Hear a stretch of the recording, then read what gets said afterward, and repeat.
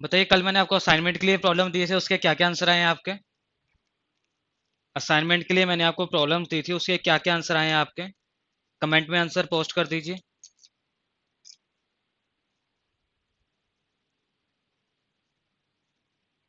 और साथ में एक प्रॉब्लम मैंने ये भी दी थी, find the number of digits. Find the number of digits. Case क्या था मेरे पास? 2 raised to power 12 into 3 raised to power 10।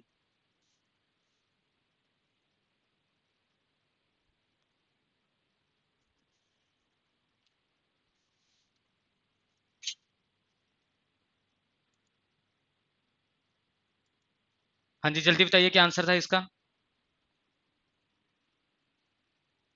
क्या आंसर होगा इसका?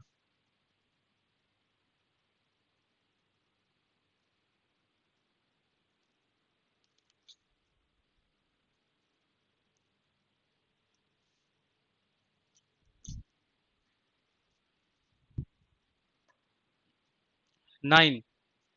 आशुतोष नाइक 9। बिल्कुल सही आंसर है इसका। बिल्कुल ही सही है। बाकी भी अपने आंसर पोस्ट कर दीजिए, क्या क्या आंसर आए हैं आप लोगों के। बाकी भी आंसर बता दीजिए, क्या क्या आंसर आए हैं आप लोगों के।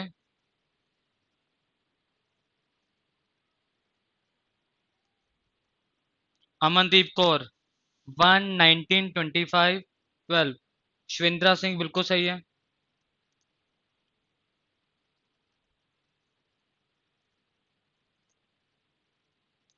बिल्कुल सही है। परिणीता गंगोई। नहीं जी, परिणीता जी आंसर गलत आ रहा है आपका।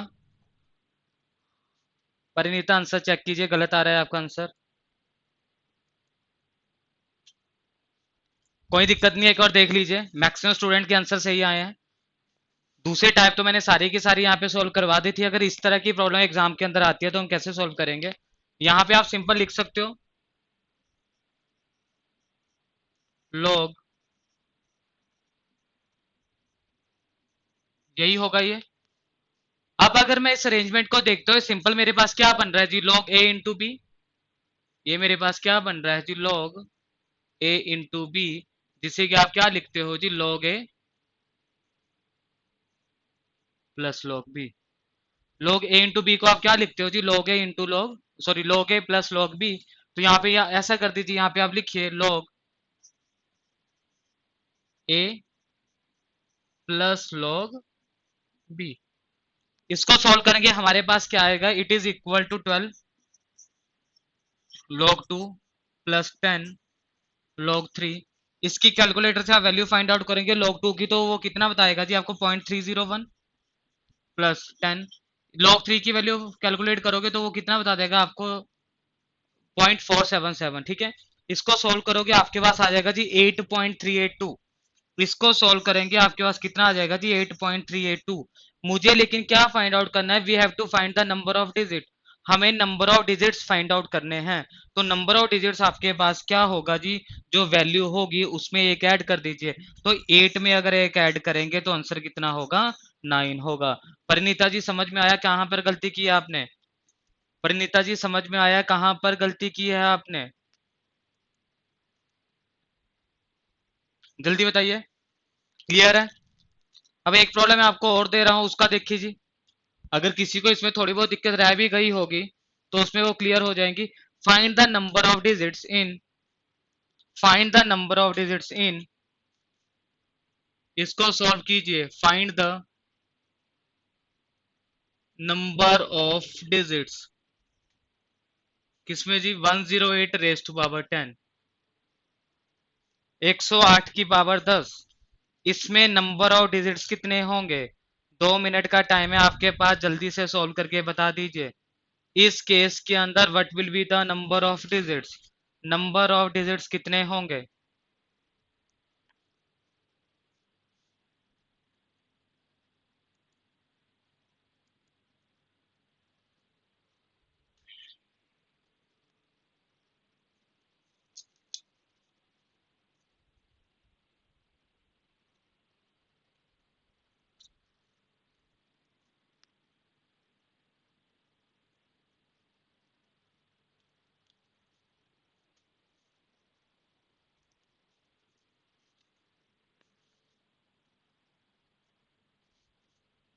परिणीता जी बिल्कुल सही आंसर आया है। परिणीता आपका आंसर सही है, बाकी भी जल्दी बताइए जी। पारस आंसर गलत आ रहा है, पारस चेक कीजिए, पारस आंसर गलत आ रहा है आपका। आशुतोष बिल्कुल सही है, आंसर सही आ रहा है आपका आशुतोष,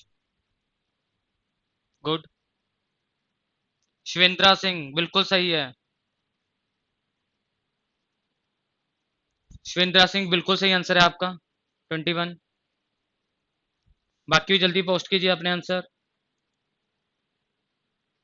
शिवम क्या आंसर होगा, प्रतीक क्या आंसर आएगा? शिवम एंड प्रतीक क्या आंसर होगा?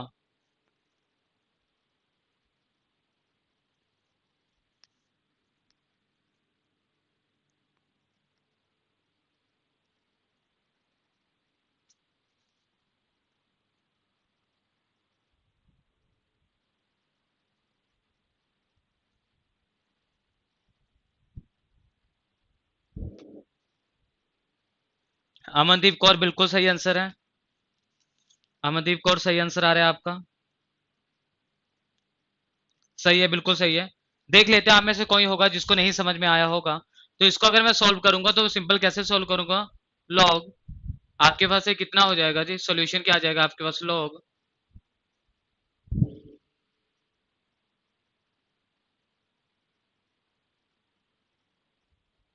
सही है, प्रतीक बिल्कुल सही आ रहा है, 10 log 108 आ जाएगा। अगर मुझे 108 को लिखना है तो 108 को मैं सॉल्व कर सकता हूँ। आप बोलोगे सर कैसे सॉल्व कर सकते हैं, तो 108 के अगर मैं फैक्टर बनाता हूँ तो मैं देखता हूँ किस किस से डिवाइड होता है। 2 से डिवाइड हो जाएगा 54, 2 से डिवाइड हो जाएगा 27, 3 से डिवाइड होगा 9, 3 से होगा 3, 3 से होगा 1। ठीक है, सिंपल भी आप कैलकुलेटर का यूज करके इसको सॉल्व कर सकते हैं, तो आपका डायरेक्ट ही आंसर आ जाएगा। तो यहाँ पे अगर आप बनाओगे आपके पास कितना बनेगा जी, 10 log 2 का स्क्वायर इंटू 3 का क्यूब। इसको अगर मैं सॉल्व करूंगा तो ये क्या बन जाएगा जी, 10 2 का क्यूब ए इंटू बी, ये क्या बन जाएगा जी, log A plus log B. कितना आ जाएगा जी, log A plus log B. इसको जब आप सॉल्व करोगे तो आपके पास कितना आ जाएगा जी, 2 log 2 plus 3 log 3, 10 into 2, log 2 की वैल्यू 0.301 और यहाँ पे इसकी वैल्यू 3 into 0.477। इसको सॉल्व करोगे 20 पॉइंट समथिंग आएगा, और 1 आपने ऐड कर देना तो आपका आंसर कितना आ जाएगा जी, 21 आ जाएगा। क्लियर है सबको, वेरी गुड, सबके आंसर आ चुके हैं। शुभम आपका आंसर नहीं आया अभी तक, शुभम क्लियर हुआ कैसे होगा? हम्म, ठीक है। अब आ जाते हैं जी जहां पे हमने कल अपने टॉपिक को छोड़ा था, जो कि क्या था मेरे पास, ट्रेस ऑफ मैट्रिक्स। अब आ जाते हैं, सबसे पहले मुझे बता दीजिए कल के लेक्चर के अंदर किसी को कोई डाउट, कल के लेक्चर के अंदर किसी को कोई डाउट? बिल्कुल सही है शुभम, कल के लेक्चर के अंदर किसी को कोई डाउट, जल्दी बताइए। कल के लेक्चर में किसी को भी कोई डाउट है तो बोलिए, कल के लेक्चर में किसी को कोई doubt?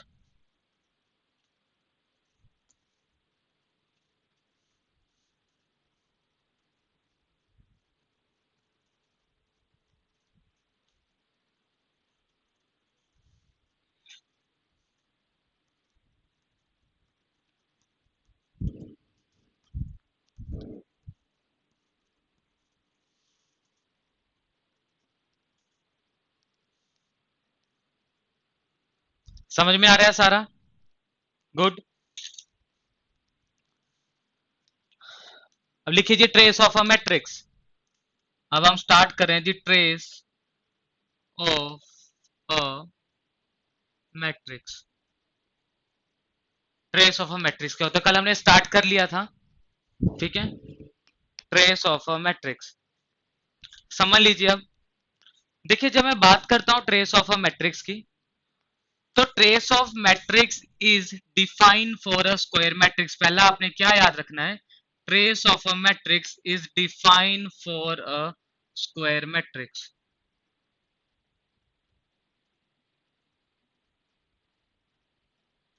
Trace of a matrix is define for a square matrix. अब आपको आता है सर स्क्वायर मैट्रिक्स को हम लोग पहले पढ़ चुके हैं।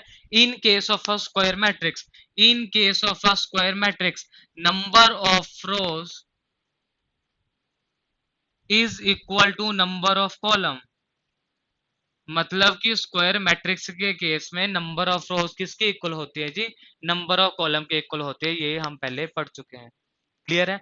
अब देख लेते हैं ट्रेस ऑफ द मैट्रिक्स क्या है। Let us consider matrix. मैं क्या लेता हूं, ए को मैं कंसीडर करता हूं। मैं मान लेता हूं ए 3 बाय 3 की मैट्रिक्स है, और वो किसके इक्वल है, A11, A12, A13, A21, A22, A23, A31, A32, A33, इसके इक्वल आ रहा है A11, A12, A13। तो ये मैट्रिक्स क्या है मेरे पास, 3 बाय 3 की मैट्रिक्स है। अगर मुझे इस मैट्रिक्स का, अगर मुझे ध्यान से सुनना, अगर मुझे इस मैट्रिक्स का ट्रेस फाइंड आउट करना है, अगर मुझे इस मैट्रिक्स का ट्रेस फाइंड आउट करना है, then trace is nothing but simply the sum of the main diagonals. Trace is nothing, फिर से ध्यान से सुनिए, trace is nothing but simply the sum of the sum of the main diagonal. जो आपके पास main diagonal होंगे उनका sum क्या कहलाएगा जी, is equal to the trace of the matrix कहलाएगा। अब इसके लिए आपको पता होना चाहिए कि मेन डायगोनल हो गया क्या। कल मैंने आपको करवाया था, जहां पर I is equal to J होगा, जहां पर I is equal to J होगा, उसे हम क्या बोलते हैं, that is simply we consider it as the main diagonal. तो ये मेरे पास क्या आ जाएगा जी, मेन डायगोनल। ये मेरे पास क्या आ जाएगा जी, मेन डायगोनल आ जाएगा। Trace is the sum of the main diagonal, मतलब कि यहाँ पे ट्रेस की वैल्यू क्या आ जाएगी जी, trace is equal to main diagonal कौन कौन से जी आपके पास, A11 plus A12 plus A13। तो वो आपके पास किसके इक्वल आ जाएगा जी, is equal to the trace of the matrix. अगर कहीं पर आपको trace of the matrix find out करने के लिए बोला है, तो आप सिंपल इनको प्लस करेंगे और वो ट्रेस के इक्वल आ जाएगा। देखिए एक बात मैं आपको अभी भी रिपीट कर देता हूं, अभी हम सारे मैट्रिक्स के जितने भी मेरे पास बेसिक, हम उसको कंसीडर करके चल रहे हैं। गेट के अंदर जो प्रॉब्लम्स आएंगी वो थोड़ा अच्छे लेवल की आएंगी, लेकिन उन प्रॉब्लम्स को करने से पहले we have to clear our basics. हमें अपने बेसिक पूरे के पूरे क्लियर करने चाहिए, करने पड़ेंगे, तभी हम जो है उन प्रॉब्लम्स को पूरे ढंग से सॉल्व कर पाएंगे। तो आपको ना अगर उन स्टैंडर्ड प्रॉब्लम्स को सॉल्व करना है, आज मैं आपको वैसे स्टैंडर्ड प्रॉब्लम करवाऊंगा कि गेट में वो किस लेवल की प्रॉब्लम पूछी जाती है। गेट में वो एक प्रॉब्लम पूछेगा, मतलब कि उस प्रॉब्लम तक पहुंचने के लिए आपको कहीं ना कहीं 4 और स्टेप यूज करने पड़ेंगे, 4 और स्टेप और सॉल्व करने पड़ेंगे। तो उसके लिए कहीं ना कहीं आपको इन चीजों का पता होना चाहिए, अदरवाइज आप जो उनको सॉल्व नहीं कर पाओगे। क्लियर हुआ। मैं मान लेता हूं कि मेरे पास एक मैट्रिक्स है, मैं मान लेता हूं मेरे पास एक मैट्रिक्स है, जो कि कौन सी मैट्रिक्स है जी, 1 2 3 4 5 6 7 8 9, और पूछा है कि इसका ट्रेस क्या होगा। तो आप क्या बोलोगे, trace is equal to 1 + 5 + 9 is equal to 15। जो ट्रेस आ जाएगा वो किसके इक्वल आ जाएगा जी, इज इक्वल टू 15 के इक्वल आ जाएगा। जल्दी से कमेंट करके बता दीजिए, अगर आप लोगों को क्लियर है तो क्लियर का कमेंट डाल दीजिए। In case you have some doubt, अगर आपको कोई डाउट है तो डाउट का कमेंट डाल दीजिए।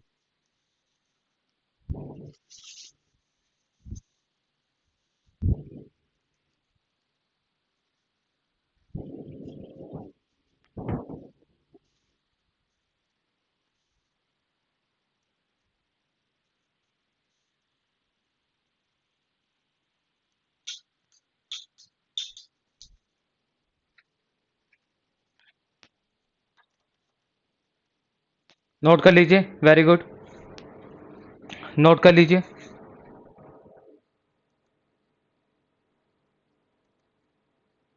नोट कर लीजिए, very good.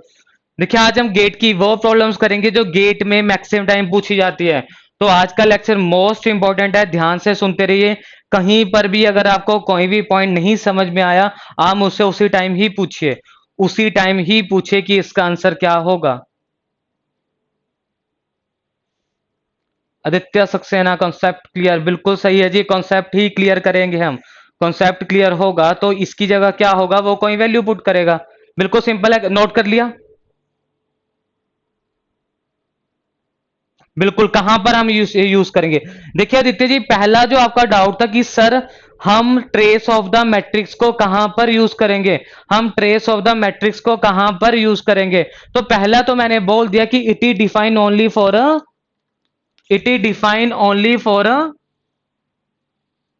Square matrix, it is define only for a square matrix. और जो आपने दूसरा पूछा है एग्जाम में, वो क्या पूछेगा, ध्यान से सुनिए। उसने वो बोलेगा summation of A I where I is equal to 1।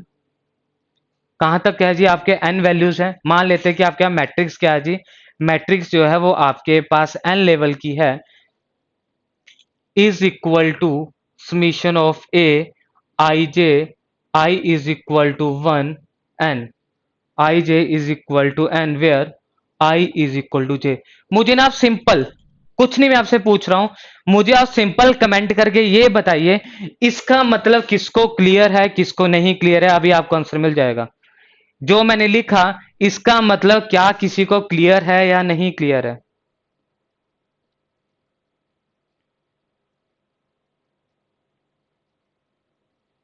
Simple मुझे बताइए कमेंट करके कि ये किसको क्लियर है किसको नहीं क्लियर है।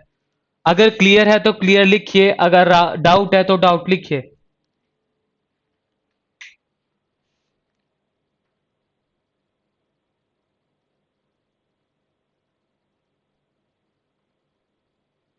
जल्दी बताइए।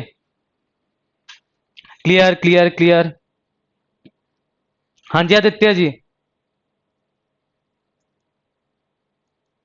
हाँ जी आदित्य जी बताइए। डाउट, डाउट बिल्कुल सही है, बिल्कुल सही है, बिल्कुल सही है जी, डाउट आना भी चाहिए। क्यों आना चाहिए, क्योंकि अभी मैंने इसको आपको क्लास के अंदर नहीं करवाया लेकिन मैक्सिमम स्टूडेंट को ये क्लियर हो चुका है। तो यही कंडीशन है आदित्य जी, यही कंडीशन है जो आप पूछ रहे थे इसको कहां पर यूज करना है। अगर कहीं पर आपको दिया होगा यहां पे, इसका मतलब क्या होता है, इसका मतलब होता है समीशन, मतलब कि सम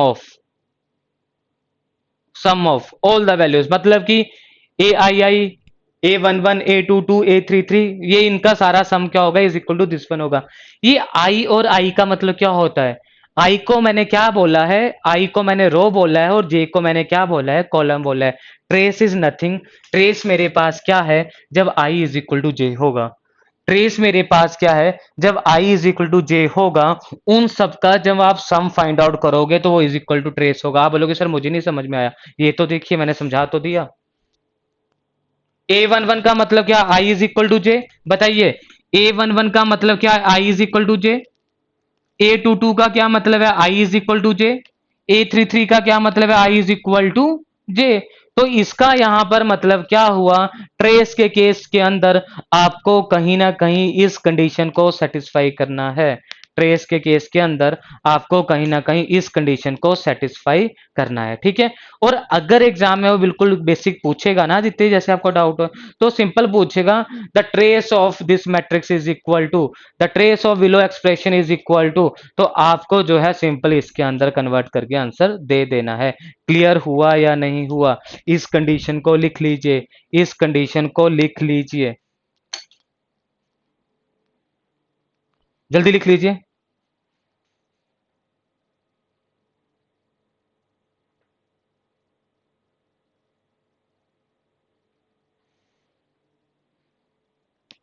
कंडीशन को लिख लीजिए।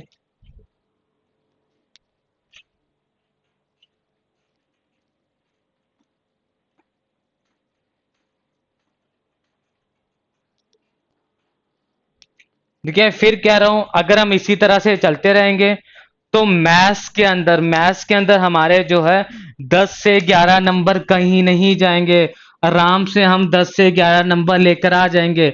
लेकिन उसके लिए सबसे पहला काम तो आपको क्या करना पड़ेगा। देखिए, एक लेक्चर के अंदर ना हम 11 नंबर का नहीं पढ़ सकते हैं। एक लेक्चर के अंदर हम 11 मार्क्स कभी भी नहीं लेकर आ सकते हैं। लेकिन हाँ, इतना जरूर है, अगर आप एक भी लेक्चर मिस करोगे तो यार कहीं ना कहीं आप जो है इस लिमिट तक नहीं पहुंच पाओगे। आप जो है इस लिमिट तक नहीं पहुंच पाओगे। यहां तक पहुंचने के लिए आपको सारे के सारे लेक्चर रेगुलर लगाने हैं, टाइम पर लगाने हैं। जो डाउट होगा उसको तभी ही क्लियर करना है, क्योंकि जितनी ज्यादा हम प्रॉब्लम सॉल्व करेंगे उतने ही अच्छे आपके जो है कंसेप्ट क्लियर होंगे। क्लियर है सबको या नहीं क्लियर है? तो हमारा एक ही फोकस है कि गेट के अंदर, मैथ्स के अंदर कैसे आप जो है मैक्सिमम से मैक्सिमम मार्क्स लेकर आओगे।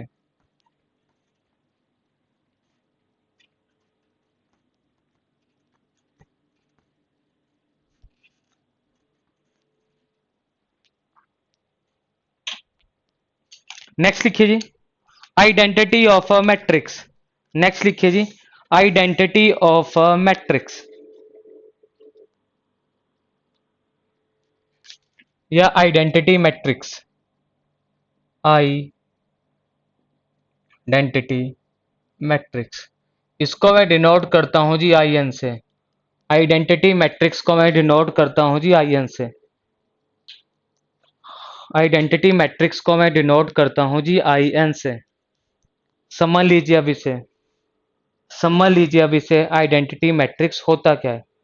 देखिए जी, मैं क्या मान लेता हूं, मैं एक आइडेंटिटी मैट्रिक्स मान लेता हूं, जो कि ऑर्डर क्या है उसका, I N is equal to A I J N into N. N into N का मतलब क्या है कि जो मेरे पास मैट्रिक्स है that matrix is the square matrix. क्योंकि कल की क्लास के अंदर मैं आपको पहले ही बता चुका था, अब हम जितने भी मैट्रिक्स अब हम जितने भी मैट्रिक्स कंसीडर करेंगे all are the square matrix. वो सारी की सारी मैट्रिक्स हम क्या कंसीडर करेंगे जी, हम उनको एज अ स्क्वायर मैट्रिक्स ही कंसीडर करेंगे। ठीक है जी। Where where A I J, where A I J मतलब कि जहां पर आपके पास जो ए आई जी होगा वो जीरो होगा कब, when I is not equal to J, और वन होगा when I is equal to one, I is equal to J. तो ये क्या है, आपके पास कंडीशन है फॉर द आइडेंटिटी मैट्रिक्स। ये आपके पास क्या कंडीशन है। नहीं समझ में आई, कोई दिक्कत नहीं, उसी को ही हम समझेंगे। मान लेते हैं कि मेरे पास एक मैट्रिक्स है ए इज इक्वल टू 1001। ठीक है, मैं अगर इसको सिंपल लिखता हूं, इसे मैंने यही लिखा, ये A11 है, ये A12 है, ये 21 है और A22 है। ये A1 है, ये A11 है, A12 है, A21 है, A22 है। ठीक है, अब देखिए जी, देखिए जब I is equal to J होगा उसका मतलब क्या होगा कि जो भी रो हुई वो इज इक्वल टू कॉलम के होगी। यही मतलब हुआ या नहीं हुआ? तो मैंने यहाँ पे कंडीशन क्या लिखी है, जब i is equal to J है तो वैल्यू वन है। तो देखिए जब i is equal to J है वैल्यू वन है, जब i is equal to J है वैल्यू क्या है, वन है। और जब भी आपके पास i is not equal to J होगा, यहाँ पे आपने दो कंडीशन देखनी है, यहाँ पे आपने दो कंडीशन देखनी है, एक ये वाली देखनी है और एक ये वाली देखनी है। जब i is not equal to J है मतलब कि क्या, A12 A21, A12 A21, उस केस में वैल्यू क्या होगी, जीरो होगी। तो ये वाली जो आपके सामने मैट्रिक्स है, ये वाली, this matrix is a identity matrix, this matrix is a identity matrix. Clear हुई बात या नहीं क्लियर हुई? ठीक है, तो ये कौन से ऑर्डर की मैट्रिक्स है, आइडेंटिटी 2x2 की। अगर मैं 3x3 की आइडेंटिटी मैट्रिक्स लिखना चाहता हूं, अगर मैं 3x3 की आइडेंटिटी मैट्रिक्स लिखना चाहता हूं, तो मैं सिंपल क्या लिखूंगा, इट इज इक्वल टू 100 0 1 0 0 0 1। तो ये मेरे पास क्या होगी, 3x3 की एक आइडेंटिटी मैट्रिक्स हो गई। जल्दी से बताइए क्लियर हुआ या नहीं हुआ? जल्दी से कमेंट करके बताइए क्लियर हुआ या नहीं हुआ, जल्दी से बताइए।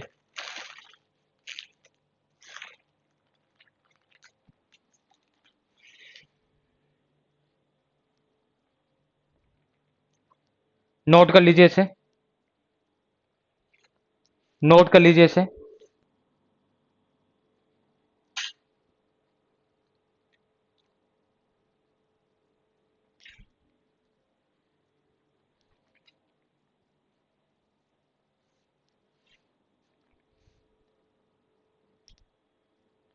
नोट कर लीजिए।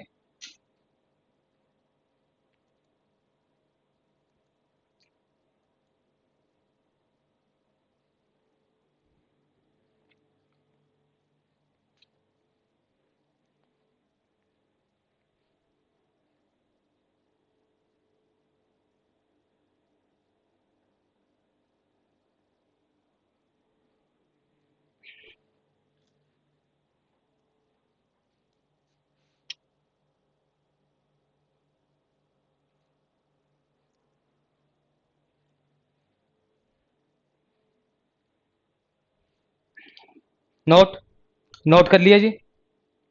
देख लीजिए नेक्स्ट देखिए। Most important point to be remember में लिखना है, समझ लीजिए। पॉइंट टू बी रिमेंबर में लिखना आप लोगों ने क्या लिखना है जी, समझ लीजिए। पॉइंट टू बी रिमेंबर में आप लोगों ने क्या लिखना है, समझ लीजिए। मैं क्या लिखता हूं, इफ, या सिंपल आप लिखिए ए इंटू आई एन। इसका मतलब क्या है कि मेरे पास कोई मैट्रिक्स ए है, उस मैट्रिक्स को मैं मल्टीप्लाई कर रहा हूं आइडेंटिटी मैट्रिक्स से। एक मेरे पास मैट्रिक्स ए है, उस मैट्रिक्स को मैं मल्टीप्लाई कर रहा हूं आइडेंटिटी मैट्रिक्स से, तो मेरे पास जो आंसर आएगा वो आएगा is equal to the A. मेरे पास जो आंसर आएगा वो क्या आएगा, इज इक्वल टू ए। आप लोग सर ये लिखा तो आगे, लेकिन इसका प्रूफ क्या है? तो इसके प्रूफ के लिए मैं क्या बोलता हूं, हम कंसीडर करते हैं कि एग्जांपल, मैं एक ए मैट्रिक्स मान लेता हूं 1 2 3 4। एक मैंने ए मैट्रिक्स मान ली 1 2 3 4, जो ऑर्डर क्या होगा 2 बाई 2 ही होगा, क्लियर है इतना तो आपको। और एक मैंने आइडेंटिटी मैट्रिक्स मान ली जो कि क्या है, इज इक्वल टू 1 0 0 1। एक मैंने मान लीजिए ए जो कि क्या है 1 2 3 4, और एक मेरे पास आइडेंटिटी मैट्रिक्स है जो कि क्या है 1 0 0 1। क्लियर है। अब मैं क्या करता हूं, इन दोनों को मल्टीप्लाई करता हूं। अगर मैं इन दोनों को मल्टीप्लाई करूंगा तो अब आपको याद है जब मेरा फर्स्ट लेक्चर था, तो फर्स्ट लेक्चर के अंदर हमने मल्टीप्लिकेशन सीखी थी। जब मेरा फर्स्ट लेक्चर था तो फर्स्ट लेक्चर के अंदर हमने मल्टीप्लिकेशन सीखी थी, जो कि किसके इक्वल था, इसको इससे मल्टीप्लाई कर दीजिए, जो कितना आएगा जी 1 × 1, प्लस आपके पास कितना आ जाएगा जी 2 × 0, यही आएगा। ठीक है, ये मैंने आपको फर्स्ट लेक्चर के अंदर सिखाया था। एक बार मैं यहाँ पे लिख रहा हूं, अगर इनकेस आपको किसी को कोई डाउट हुआ, नहीं समझ में आ रहा है, तो आप लोग पूछ लेना।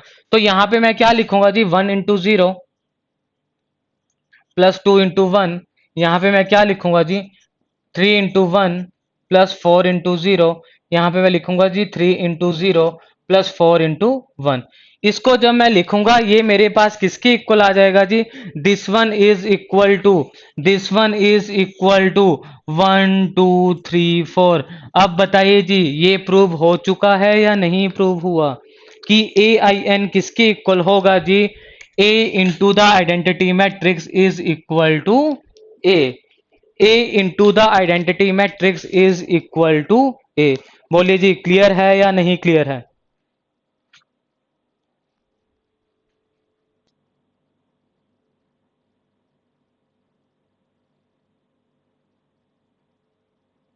जल्दी बताइए जी, नोट कर लीजिए, नोट कर लीजिए। अगर आपको डाउट है कि सर क्या सारी मैट्रिक्स ऐसी ही होंगी, क्या सारी मैट्रिक्स ऐसी ही होगी, तो मैं आपको एक आपका डाउट दूर करने के लिए मैं आपको एक छोटी सी प्रॉब्लम देता हूं। आप मुझे उसका आंसर निकाल के सिर्फ आप इतना लिख के बता देना, अगर उसका answer is equal to matrix A आ रहा होगा तो आप यस लिख देना, नहीं आ रहा होगा तो नो लिख देना। क्यों? क्योंकि हम सारा चेक कर लेते हैं, क्या ऐसा तो नहीं है कहीं पर ये वैलिड नहीं होगा। मेरे पास ए है इज इक्वल टू 2 3 4 5, ए है 2 3 4 5, और आइडेंटिटी मैट्रिक्स है मेरे पास इज इक्वल टू 1 0 0 1। तो बताइए जी, इस केस में ए आई एन किसके इक्वल होगा? क्या ए आई एन ए के इक्वल आ रहा है या नहीं आ रहा है? क्या ए आई एन ए के इक्वल आ भी रहा है या नहीं आ रहा है? बताइए।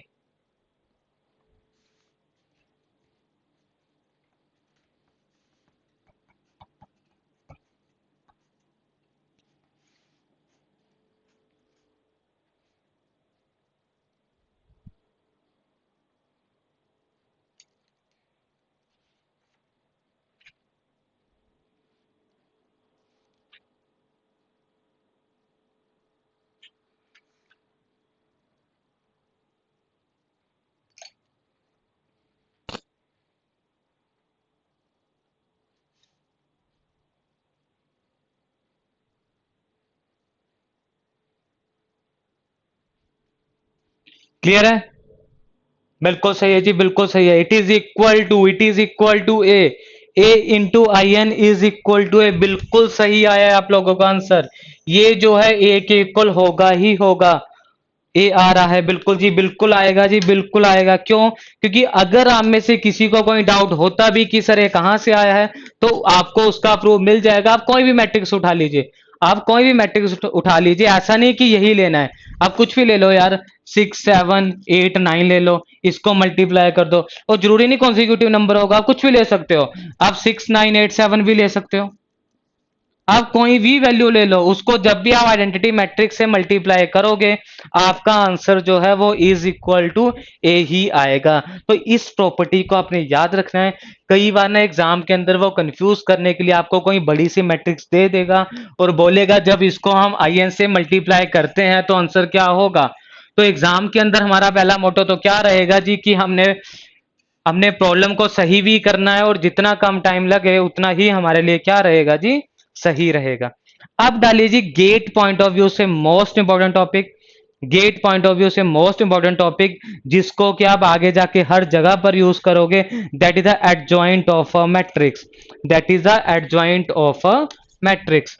ध्यान से सुनना, समझना। एडजॉइंट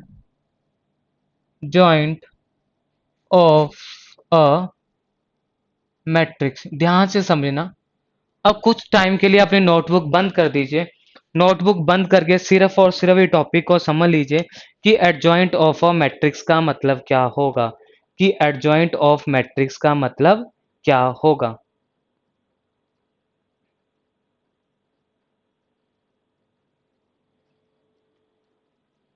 ठीक है, देखिए जब भी मैं बात करता हूं एडजॉइंट ऑफ मैट्रिक्स की, ध्यान से सुनना। नोटबुक बंद कर दीजिए, आपका सारा का सारा ध्यान बोर्ड पे ही होगा। हम इनवर्स निकालना है मैट्रिक्स का, तब भी वहां पे हम किसका यूज करते हैं जी, एडजॉइंट का यूज करते हैं। इनवर्स क्या होता है मैं आपको करवाऊंगा, लेकिन अभी मैं आपको क्यों बता रहा हूं, अगर आपने इस टॉपिक को अच्छे से नहीं किया तो आपको इनवर्स ऑफ द मैट्रिक्स समझ में नहीं आएगा। ठीक है, तो जब भी मैं बात करता हूं एडजॉइंट ऑफ मैट्रिक्स की, तो मान लेते हैं कि मेरे पास मैट्रिक्स क्या है, ए मैट्रिक्स मेरे पास क्या है, A11 A12 A21 A22, है ना। मैंने 2 by 2 की क्या मान लीजिए, एक मैट्रिक्स मान ली, है ना। पहला पॉइंट जो आपने याद रखना है, adjoint is only valid for a square matrix. Adjoint is only valid for a square matrix. तो हमने क्या बोला, एडजॉइंट जो वैलिड है वो सिर्फ किस लिए वैलिड है जी, एडजॉइंट मैट्रिक्स के लिए वैलिड है। ठीक है जी, एडजॉइंट के लिए, स्क्वायर मैट्रिक्स के लिए ही एडजॉइंट क्या रहेगा जी, वैलिड रहेगा। ध्यान से सुनना, ध्यान से सुनना। Adjoint is nothing but simply the, अगर मैं इस मैट्रिक्स का, अगर ए मैट्रिक्स का मैं एडजॉइंट निकालूंगा, तो एडजॉइंट ऑफ ए किसके इक्वल होगा जी, it is equal to cofactor of A का ट्रांसपोज। ये क्या होगा जी, is equal to adjoint of A क्या होगा जी, कोफैक्टर ऑफ ए का ट्रांसपोज। आया समझ में, कोफैक्टर ऑफ ए का ट्रांसपोज आपके पास क्या होगा जी, इज इक्वल टू एडजॉइंट होगा। आप बोलोगे सर ये तो मेरे पूरा सर के ऊपर से निकल गया, क्या होता है इसका मतलब, मतलब इसका ये समझिए, अगर आपको एडजॉइंट पढ़ना है, अगर आपको एडजॉइंट पढ़ना है, अगर आपको एडजॉइंट पढ़ना है, तो उसके लिए आपको कोफैक्टर भी पता होने चाहिए और ट्रांसपोज भी पता होना चाहिए। अगर आपको एडजॉइंट पढ़ना है, तो एडजॉइंट पढ़ने के लिए आपको कोफैक्टर भी पढ़ने पड़ेंगे और ट्रांसपोज भी पढ़ना पड़ेगा। क्लियर हुआ या नहीं हुआ? इसको पढ़ने के लिए आपको जो है वो ट्रांसपोज भी पढ़ना पड़ेगा और आपके पास जो है कोफैक्टर को भी पढ़ना पड़ेगा। इट मींस इसके अंदर हम एक स्मॉल टॉपिक करेंगे, जो कि मेरे पास क्या रहेगा जी, ट्रांसपोज ऑफ अ मैट्रिक्स। जो कि मेरे पास क्या रहेगा जी, transpose of a matrix. Transpose of matrix क्या होता है, इसको मैं टी से डिनोट करता हूँ। ट्रांसपोज ऑफ मैट्रिक्स क्या होता है, इसको मैं टी से डिनोट करता हूँ। ध्यान से सुना। देखिए आप कोई भी बुक उठा लीजिए, कोई भी बुक उठा लीजिए, उसके अंदर ना ये चीजें दी तो होंगी, लेकिन ना आप लोगों को समझ में नहीं आएगा कौन कहाँ से आया और क्या कनेक्ट करके उसने नई चीज क्या बना दी। तो यहाँ पे जो मैंने फॉर्मूला लिखवाया उसको मैं वन बाय वन आपको प्रूव करवाऊंगा कि ये हमने किस लिए यूज करते हैं और कहाँ यूज करते हैं और कैसे इसकी वैल्यू आएगी, कहाँ यूज करते हैं, क्यों यूज करते हैं और कैसे इसकी वैल्यू आएगी। अब सबसे पहले ट्रांसपोज को मैं आपको समझाऊंगा देसी भाषा के अंदर। अब मैं ट्रांसपोज को आपको सिंपल समझाऊंगा देसी लैंग्वेज के अंदर, जो कि क्या होगा, अगर मेरे पास मैट्रिक्स ए है is equal to 1 2 3 4, let matrix A is equal to, let A is equal to 1 2 3 4। तो अगर मैं इसका लिखूंगा ना ए ट्रांसपोज क्या होगा, जब मैं लिखूंगा ना इसका ए ट्रांसपोज क्या होगा, तो ए ट्रांसपोज का सिंपली मतलब क्या है, ए ट्रांसपोज का सिंपली मतलब क्या है कि आपके पास जो रोज है उसे कॉलम बना दीजिए और जो कॉलम है उसे रो बना दिया। आप बोलोगे सर मुझे नहीं समझाया, तो मैंने बोला बिल्कुल बिल्कुल आदित्य सक्सेना, बिल्कुल सही है लिखा है आपने। Row becomes column and column becomes the row, मतलब कि ये बन जाएगा 1 2 और ये क्या बन जाएगा 3 4। बताइए जी समझ में आया या नहीं आया, बताइए जी समझ में आया या नहीं आया। इट मीन्स ए अगर 1 2 3 4 है तो आपने क्या किया, रो को बना दिया कॉलम, रो को बना दिया कॉलम। आया समझ में या नहीं आया? ठीक है, row becomes column and column becomes row. In case of a transpose, row becomes column and column becomes row. कहीं पर भी आपको कोई भी डाउट, नोट कर लीजिए ट्रांसपोज हम कैसे निकालते हैं, नोट कर लीजिए। Row becomes column and column becomes row, row becomes column, यहाँ पे भी लिख लीजिए रो बिकम्स कॉलम, नहीं लिखा मैंने, लिख दीजिए row becomes column and column becomes row, row becomes column and column becomes row. That is the transpose of a matrix. जल्दी से नोट कर लीजिए, जल्दी से नोट कर लीजिए।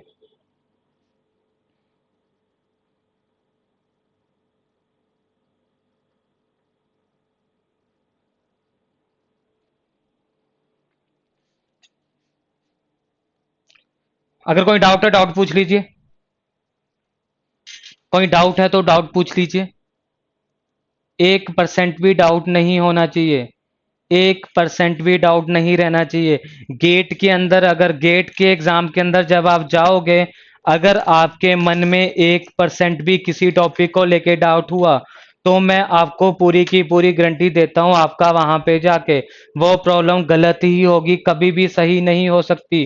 क्यों? क्योंकि डाउट ही जाके कहीं ना कहीं वहां पे कंफ्यूजन क्रिएट करेगा, और कंफ्यूजन का तो गेट के अंदर कोई भी रोल नहीं है। जहां पर कंफ्यूजन आएगा आप खुद ही वहां पर अपने नेगेटिव मार्क्स मान लीजिए, आप खुद ही वहां पे अपने नेगेटिव मार्क्स मान लीजिए। और स्टूडेंट ध्यान से सुनिए, सबसे बड़ी गलती जो आप लोग करते हो, 1 मिनट पहले आप नोट कर लीजिए, 1 मिनट पहले आप नोट कर लीजिए, फिर मैं आपको बताता हूं सबसे बड़ी गलती क्या करते हो।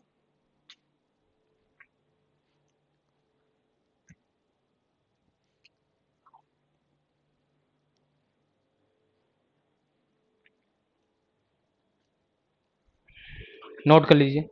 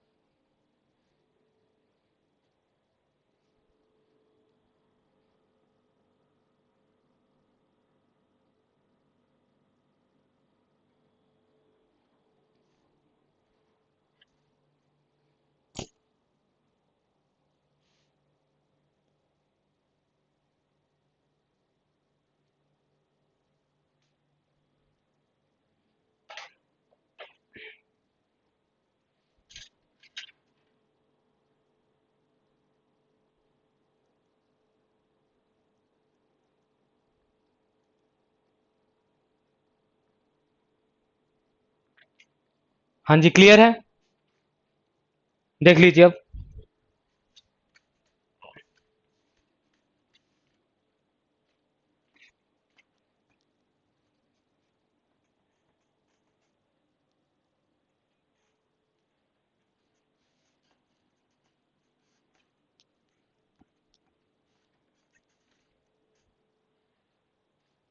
ठीक है,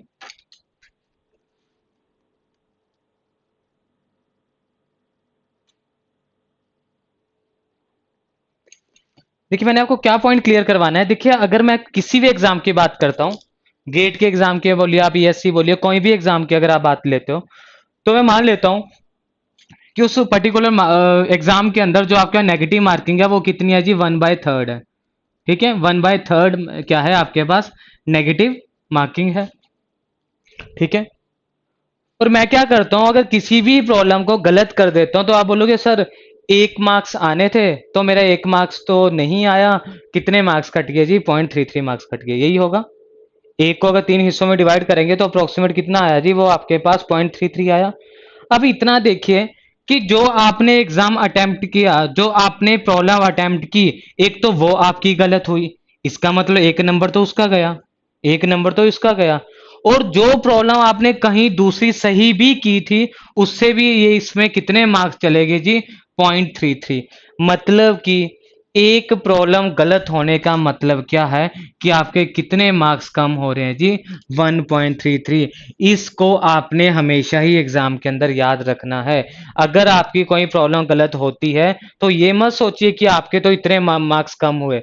तो बच्चे जब आपने उस प्रॉब्लम को किया था, क्या आपने इसलिए किया था कि इतने मार्क्स कम हो जाए, या आपने इसलिए किया था कि 1 नंबर ऐड हो जाए?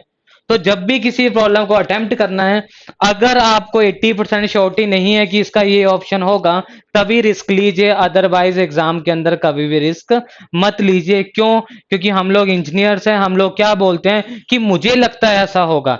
और आप लोगों ने अपने बीटेक के भी एग्जाम दिए होंगे, तो ना अगर आप बीटेक से पहले, अगर आप एग्जाम से पहले अपने रूम पे पढ़ते हो तो आपको वो चीजें समझ नहीं आ रही होती है।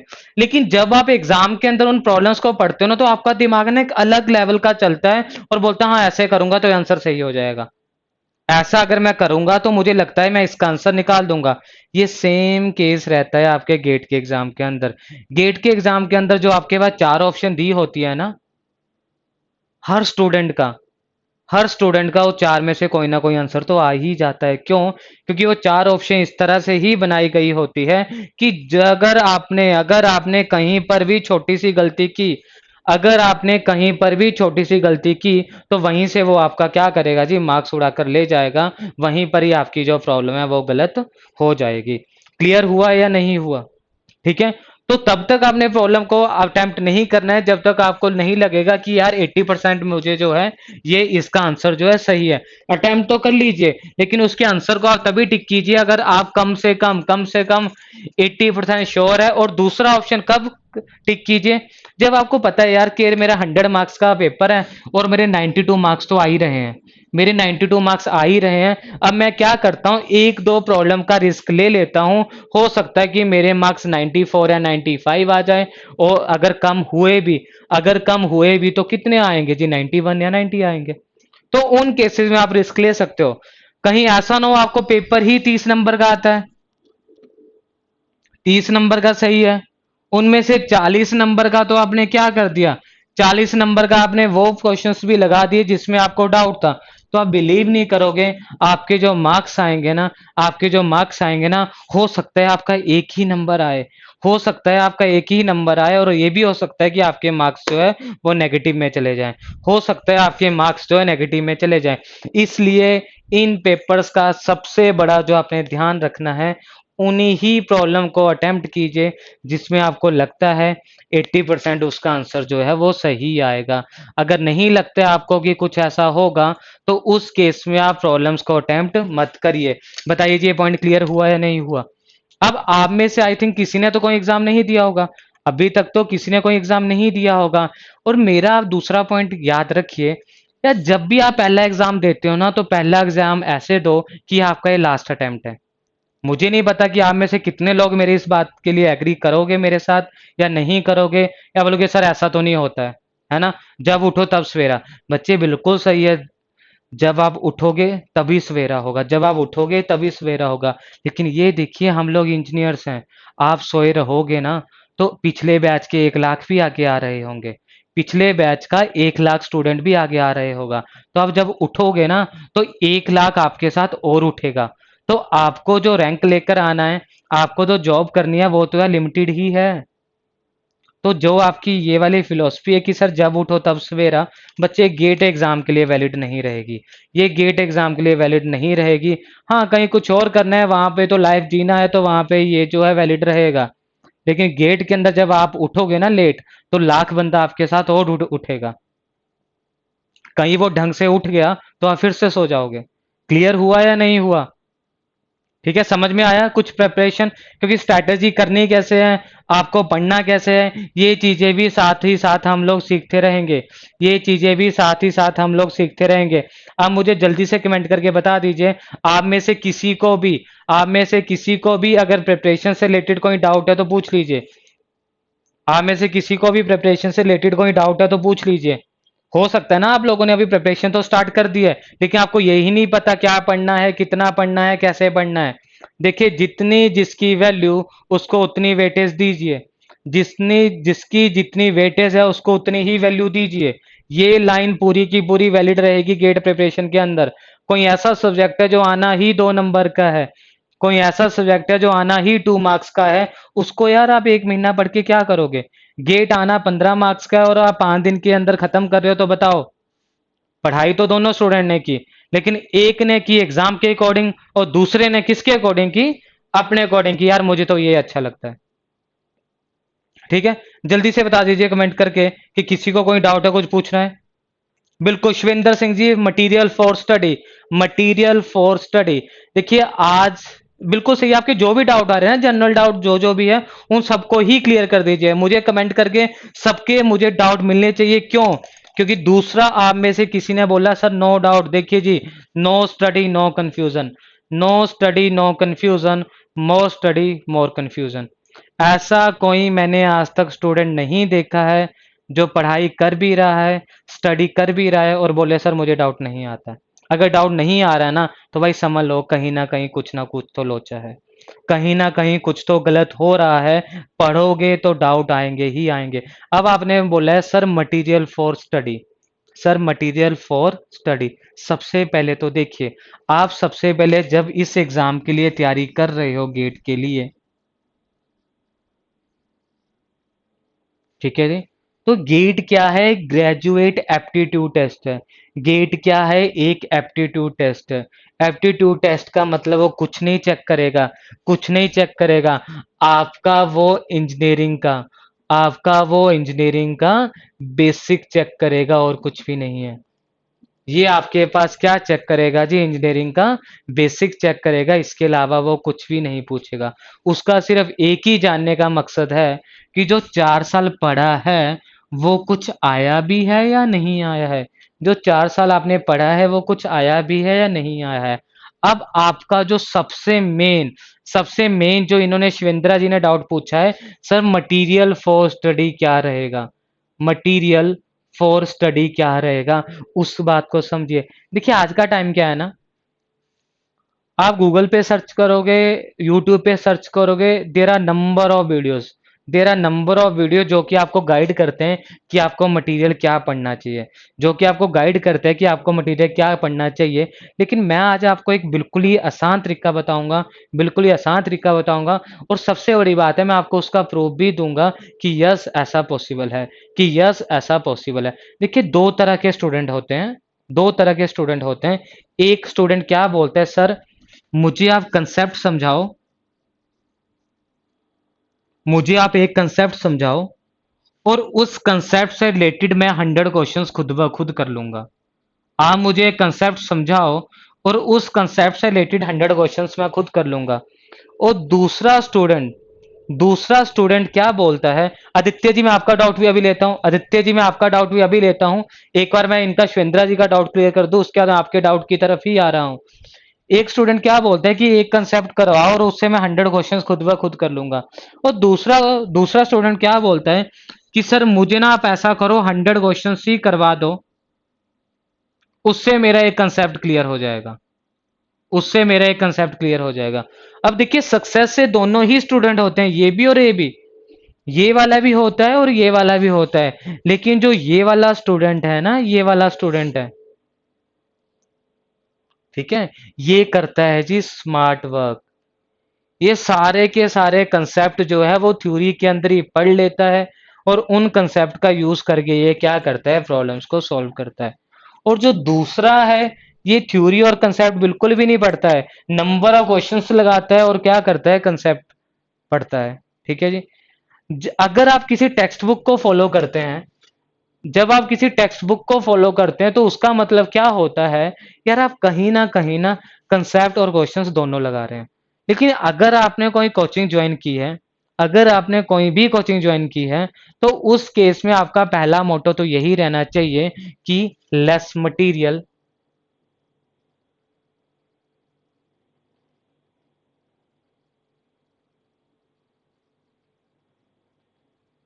Less material is equal to more effective.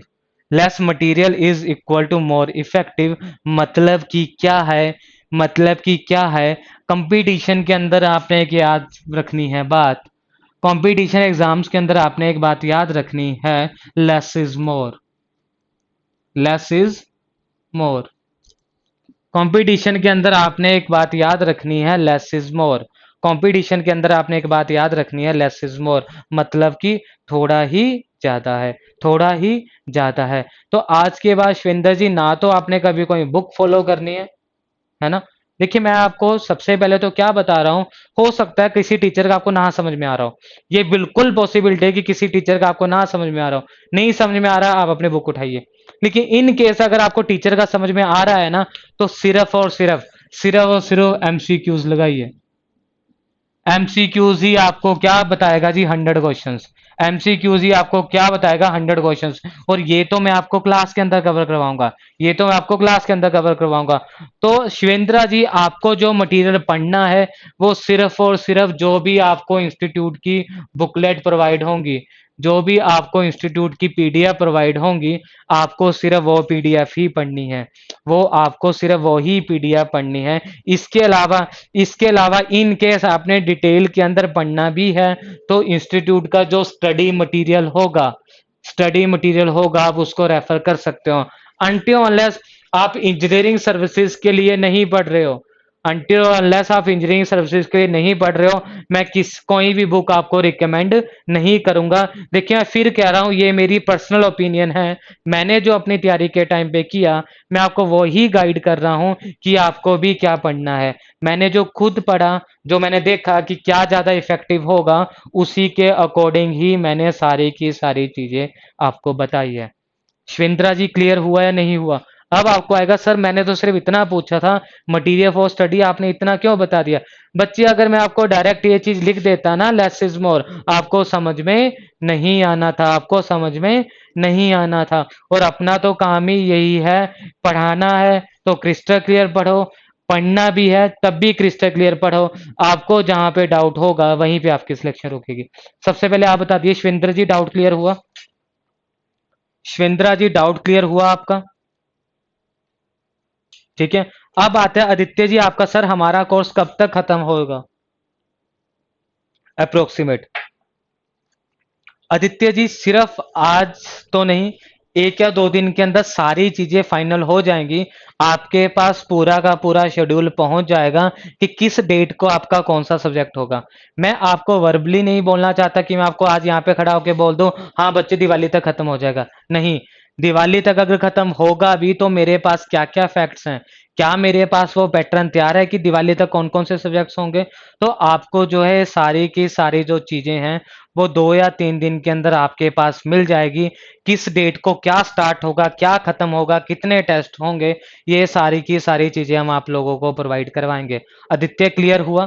क्योंकि ना फिर आप मेरे से नहीं पूछोगे, फिर आप ना मेरे से पूछोगे, कोई दूसरा टीचर आएगा आप उससे भी नहीं पूछोगे। क्यों? क्योंकि स्टूडेंट के पास ये डिटेल होनी चाहिए कि मेरा कौन सा सब्जेक्ट कब खत्म होगा और उसके बाद कौन सा सब्जेक्ट स्टार्ट होगा। तो ये सारी चीजें अगर आपको पता होंगी, ये सारी चीजें अगर आपको पता होंगी तो वो आपके लिए कहीं ना कहीं बेनिफिशियल रहेगा। आदित्य जी बताइए, क्लियर है या नहीं क्लियर है? तो आपकी जो भी ब्रांच होगी, आदित्य आपकी ब्रांच क्या है? आदित्य सक्सेना आपकी ब्रांच कौन सी है? ठीक है, क्योंकि यहाँ पे मैथ्स के अंदर सारे के सारे कंबाइंड ब्रांचेस हैं, तो मैं किसी एक ब्रांच का बताऊंगा तो दूसरे वाले को लगेगा मेरा क्या होगा। तो इसीलिए यहाँ पे मैं एक एक ब्रांच का आपको नहीं बताऊंगा, लेकिन जब भी आपका अभी 1 या 2 दिन का बैच की कंफर्मेशन हो जाएगी, क्या टाइमिंग होगा, कब स्टार्ट होगा, कैसे प्रोसीड करेंगे, तो उसके अंदर आपको सारी की सारी डिटेल मिल जाएगी। क्लियर हुआ आदित्य? इसके अलावा किसी को भी कुछ पूछना है? इसके अलावा किसी को भी कुछ पूछना है? अंजलि जी कोई आपका डाउट? आशुतोष कोई आपका डाउट?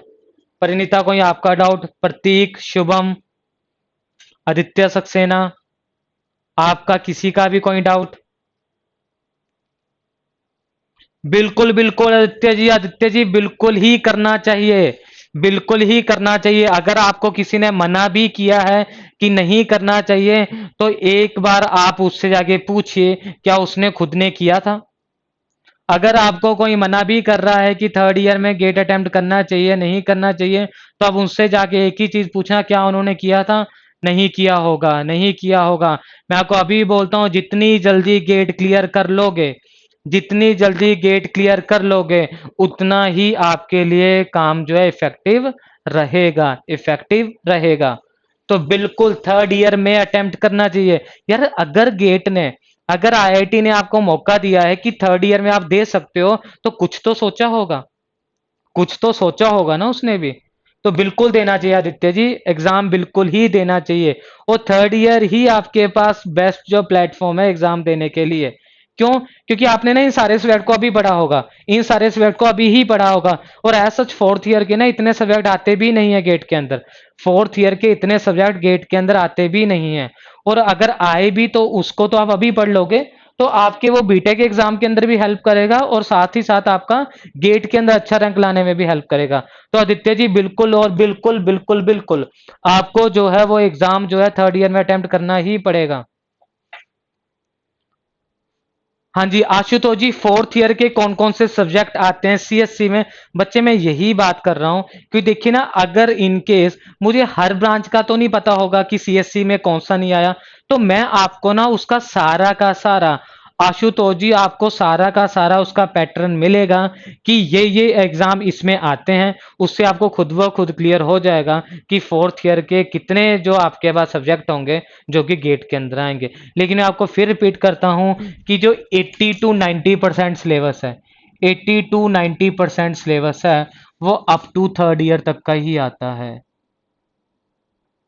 फोर्थ ईयर तो भाई वैसे ही बनाया गया है बीटेक के अंदर कि कहीं प्लेसमेंट कर लो, और गलती से अगर आपके पेपर नहीं क्लियर हुए हैं तो वो पेपर क्लियर कर लो। और अदरवाइज यार इसकी कोई वैल्यू नहीं है, अदरवाइज इसकी कोई वैल्यू नहीं है। बीटेक जो है 3 साल की भी हो जाए तो कोई बड़ी बात नहीं है, 3 साल के अंदर ही हम लोग सारा का सारा पढ़ लेते हैं। 3 साल तो दूर की बात है, अब आप गेट की तैयारी कर रहे हो, हम तो 4 से 5 महीने में गेट पूरा का पूरा पढ़ लेंगे। और 4 से 5 महीने में हम क्या पढ़ेंगे जो हमने पूरी बीटेक में पढ़ा है। तो आशुतोष जी 80 to 90% जो सिलेबस है वो थर्ड ईयर तक ही हो जाएगा। 80 to 90% जो सिलेबस है वो थर्ड ईयर तक का ही खत्म हो जाएगा। किसी को और कोई डाउट? किसी को कोई और डाउट? जल्दी बताइए, क्योंकि देखिए तैयारी करने से पहले डाउट क्लियर होने चाहिए। ऐसा नहीं सब कुछ चल रहा है और आप बोलोगे सर मुझे तो यही नहीं पता है मैं गेट दूं भी या नहीं दूं, मैं गेट अटेम्प्ट भी करूं या नहीं अटेम्प्ट करूं। जब गेट का फॉर्म आएगा हम आपको वीडियोस देंगे, लेक्चर देंगे, और उसमें आपको गाइड करेंगे कि साथ में आपको दूसरा ऑप्शनल क्या भरना है, गेट में आपको दूसरा ऑप्शन क्या भरना है। क्योंकि आप में से किसी का मोटो होगा कि सर मैंने तो एमटेक करनी है, एमटेक करनी है, कहाँ से करनी है? मेरी जो पर्सनल रिकमेंडेशन रहेगी, इन केस अगर आपने मास्टर्स करनी भी है तो आपके मन में सिर्फ एक ही टारगेट होना चाहिए, that is IISc Bangalore, that is IISc Bangalore. India में रिसर्च के लिए इससे अच्छा इंस्टीट्यूट नहीं है। अगर आप मेरी प्रोफाइल भी चेक करोगे, I have done my JRF from the IISc Bangalore. मेरी जो जेआरएफ है वो कहाँ से है जी? आईआईएससी बेंगलोर से है। तो उसकी क्या वैल्यू है वो कहीं ना कहीं आपको जो है आज तक पता होगी। वर्ल्ड के अंदर अगर टॉप यूनिवर्सिटीज की बात करते हैं तो इंडिया के अंदर जो सबसे टॉप पे आता है वो आपका क्या रहेगा जी, आईआईएससी बेंगलोर, जो कि आपके पास इंडिया के साथ साथ वर्ल्ड के अंदर भी टॉप का इंस्टीट्यूट्स है। ठीक है, तो आईआईटी का अगर सोच रहे हो तो भूल जाओ, आईआईएससी सोचोगे तभी आईआईटी मिलेगा, सोचोगे आईआईटी तो एनआईटी मिलेगा, सोचोगे एनआईटी तो, है ना, तो उसके बाद मेरा बोलने ही बेकार है कि क्या मिलेगा। क्लियर है? जल्दी बताइए, जल्दी बताइए, जल्दी बताइए। आज का जो दिन होगा, आज जो आप करोगे वो सिर्फ इसलिए पढ़ो कि यार मुझे आईआईएससी जाना है, मुझे आईआईटी जाना है, मुझे पीएसयू में जाना है, मुझे एमएस के लिए जाना है। जहां भी आप जाना चाहते हो, जहां भी आप जाना चाहते हो सिर्फ उसी के लिए ही स्टडी कीजिए। जहां भी आप जाना चाहते हो सिर्फ उसी के लिए ही स्टडी कीजिए, क्योंकि कई दिन ऐसे आएंगे, किसी दिन पढ़ने का मन होगा और किसी दिन नहीं होगा। जिस दिन जिस दिन आपका पढ़ने का मन नहीं है, अगर उस दिन आपने पढ़ लिया तो आप समझ लीजिए जहां पर आपने पहुंचना है ना, आप एक स्टेप आगे चले गए। जहां पर आपने पहुंचना है आप एक स्टेप आगे चले गए।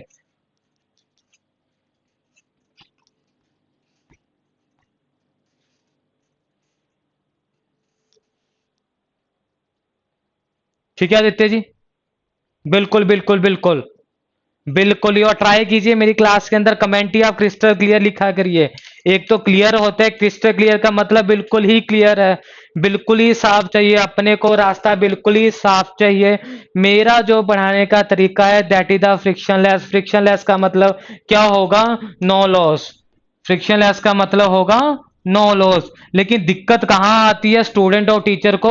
No loss is a hypothetical, ये सिर्फ इमेजिनेशन में है। और जो इमेजिनेशन में है उसको ही हमने किस में लेके आना है जी? रियलिटी में लेके आना है। इमेजिनेशन को रियलिटी में आप ले आओगे, उसी को तो हम लोग क्या बोलते हैं? That is equal to success. उसी को हम क्या बोलते हैं? That is equal to success. तो टीचिंग ऐसी होगी जिसमें कि कोई लॉस नहीं होगा। नो लॉस किस में होता है? इमेजिनेशन में होता है। इमेजिनेशन को रियलिटी में ले आओगे, उसी दिन आप अपने आप को क्या बोल दोगे? सर जी काम हो गया। आप बोलोगे सर जी काम हो गया, जो सोचा था वो मिल गया। लेकिन उसके लिए आपको सिर्फ क्या करना पड़ेगा? जो आपका कमेंट है आदित्य जी बिल्कुल सही है, that is the crystal clear. हर चीज क्रिस्टल क्लियर होनी चाहिए, उसी के बाद ही एग्जाम जो है क्लियर होगा। ठीक है, और ना देखिए डेली डेली ना मैं आपको क्लास के अंदर ये चीजें नहीं बता पाऊंगा। ठीक है, मेरा काम है पढ़ाना, और मैं आपको कुछ ऐसा पढ़ाऊं, मैं कुछ आपको ऐसा पढ़ाऊं कि मैं आपको एक कंसेप्ट करवाऊं और मैं आपको बोलूंगा भाई ये 50 क्वेश्चंस की पीडीएफ है, खुद अटेम्प्ट कर लेना।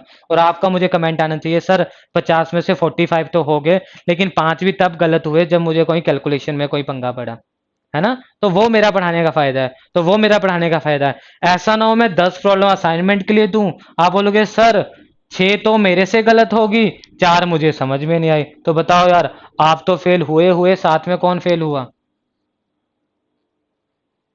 ठीक है, गेट की गेट की जो एक्चुअल प्रिपरेशन है, गेट की जो एक्चुअल प्रिपरेशन है, that is only for a 65 days.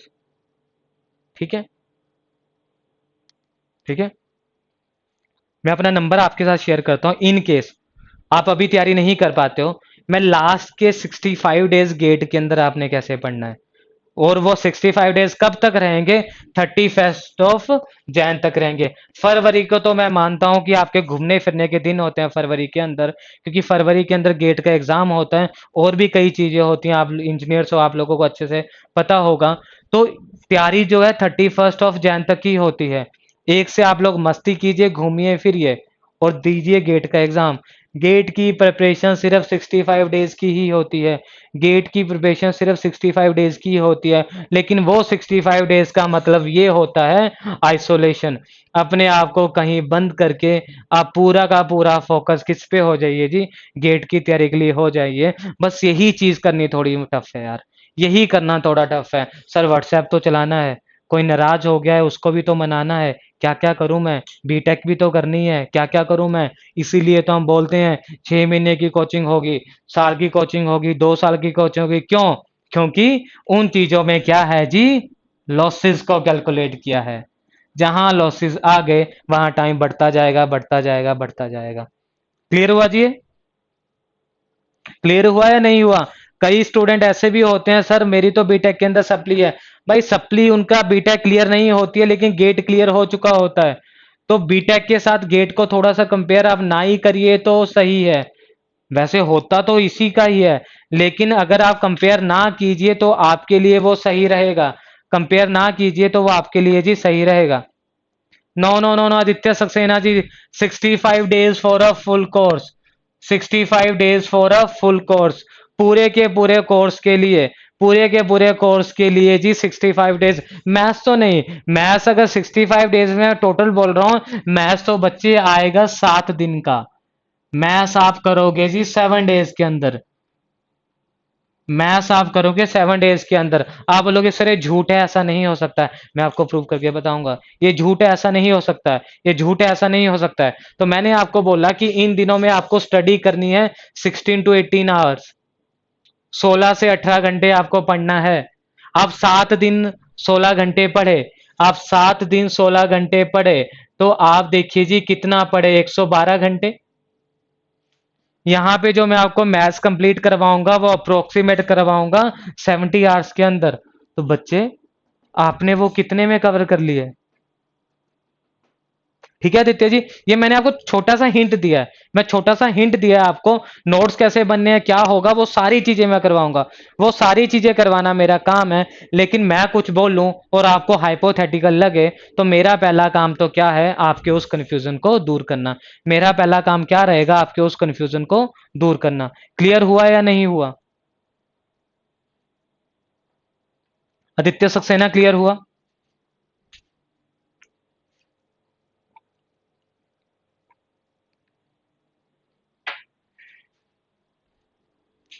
Aditya Saxena clear हुआ? ठीक है। इन case you have any doubt, in case you have any doubt, आपको कोई भी डाउट आता है, ठीक है, आप अभी नहीं पूछ पा रहे हो, बाद में डाउट आता है, तो आप इस नंबर पे मुझे आप व्हाट्सएप कर देना, आपको जो है रिप्लाई आ जाएगा। ठीक है,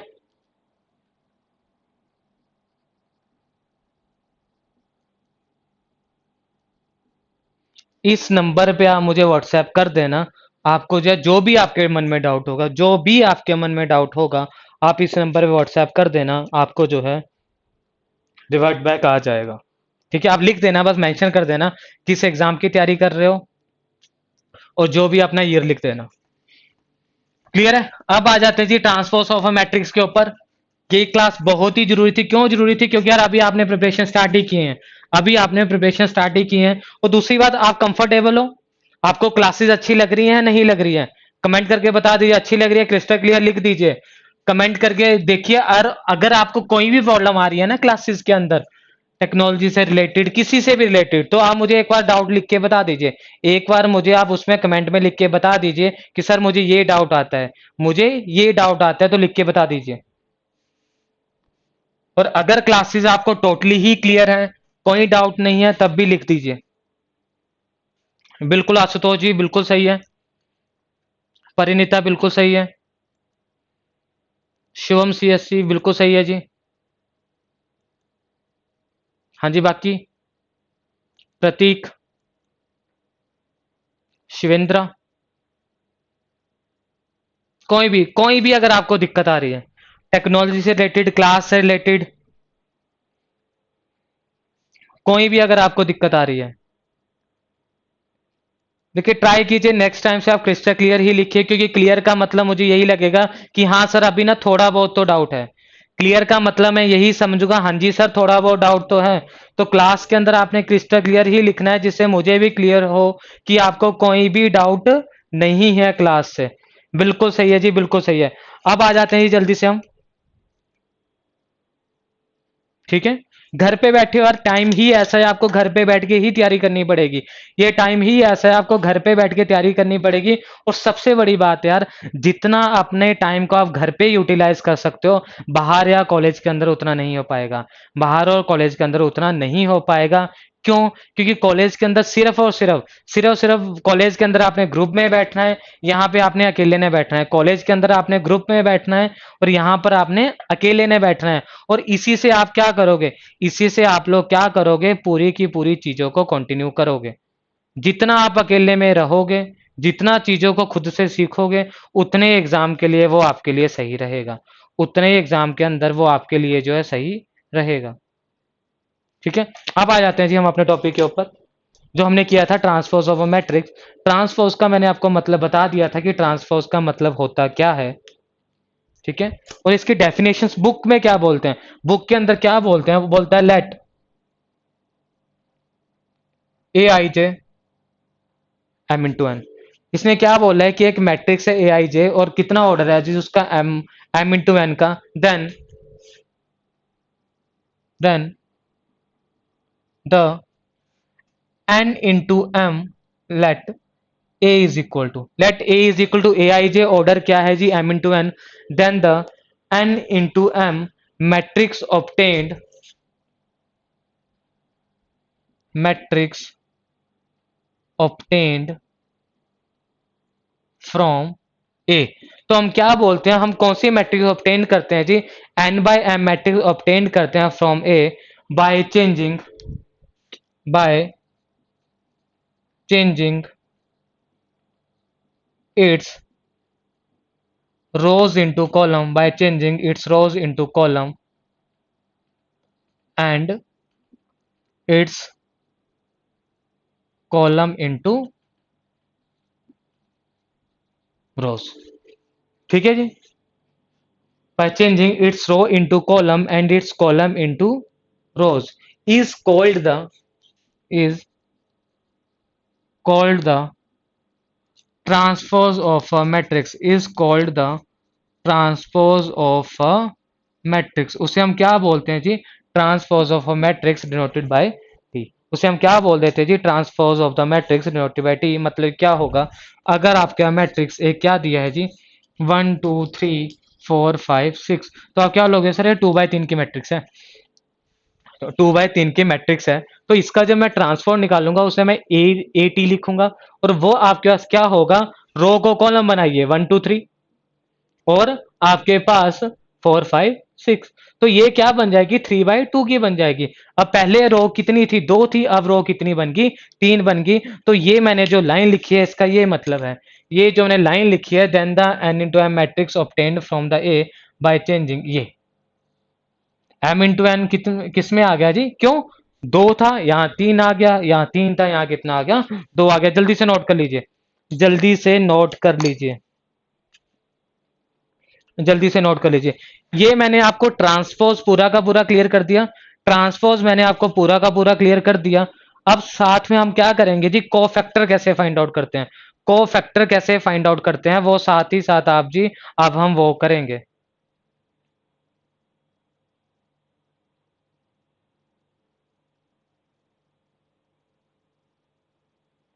जल्दी नोट कर लीजिए।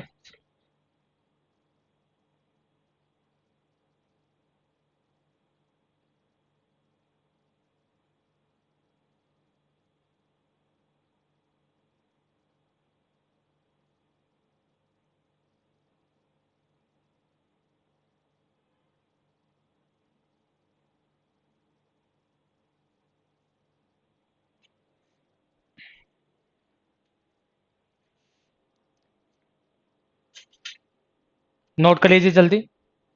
उसके हम इसको बी पार्ट करेंगे, बी पार्ट के अंदर हम क्या देखेंगे जी, बी पार्ट के अंदर हम देखेंगे जी कोफैक्टर्स, बी पार्ट के अंदर हम देखेंगे जी कोफैक्टर्स कैसे फाइंड आउट करने हैं।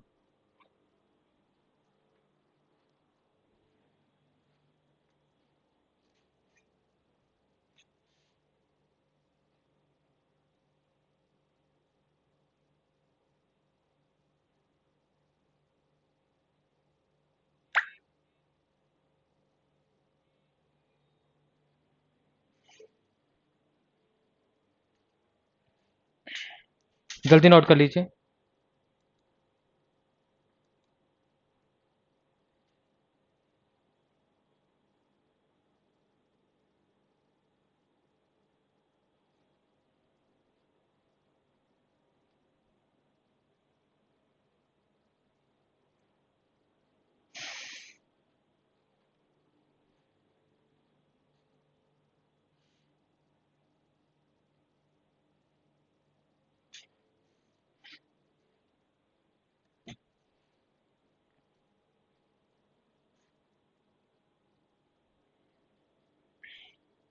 बिल्कुल जी।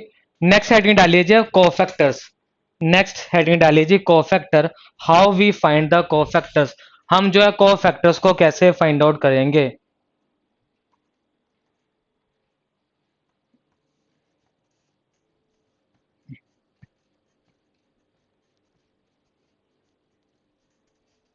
अब देखिए कोफैक्टर्स को हम लोग कैसे फाइंड आउट करेंगे, समझ लीजिए अब इसे।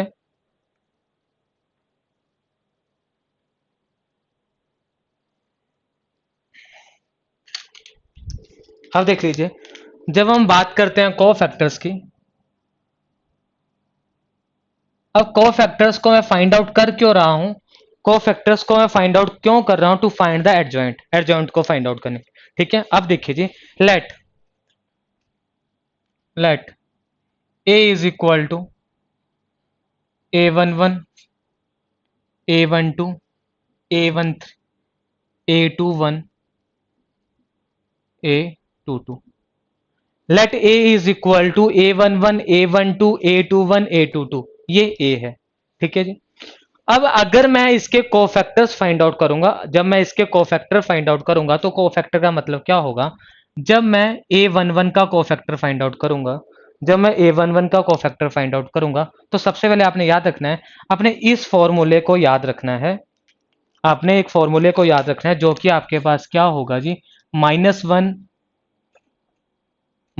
One raise to power I plus J, -1 raise to power i+j। मतलब कि क्या है, जब आपने A11 को फाइंड आउट करना है तो ये किसके इक्वल होगा, इज इक्वल टू -1 i+j।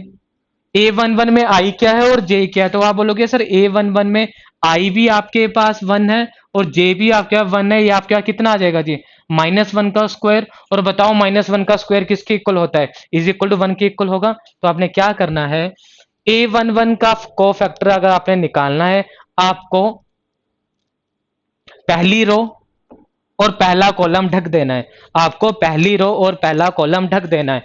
तो पहली रो पहला कॉलम बचा क्या, A22। जो बचा वो क्या आएगा, A11 का कोफैक्टर आएगा। जो बचा वो क्या आएगा, A11 का कोफैक्टर आएगा। यहाँ पे प्लस था तो मैंने आंसर किस में लिख दिया जी, प्लस में लिख दिया। समझ में आया, नहीं आया, अभी नहीं समझ आया कोई दिक्कत नहीं, एक दो में और फाइंड आउट करेंगे आपको ढंग से समझ में आ जाएगा। अब अगर मैं A12 की बात करता हूं, A12 को मैं क्या लिखूंगा जी, -1 i+j। मैंने बोला इस फॉर्मूले को हर जगह लिखना है। यहाँ पे i कितना है जी, i कितना 1 है और j कितना 2 है, कितना आ जाएगा जी, -1 रेज टू पावर 3 आ जाएगा। कितना आ जाएगा जी, -1 रेज टू पावर 3 आ जाएगा। अब बोलिए -1 को 3 बार मल्टीप्लाई करते हैं आंसर कितना आएगा जी, -1 आएगा। मतलब कि जो भी आंसर आएगा उसमें आपको क्या ऐड करना है जी, माइनस ऐड कर देना है।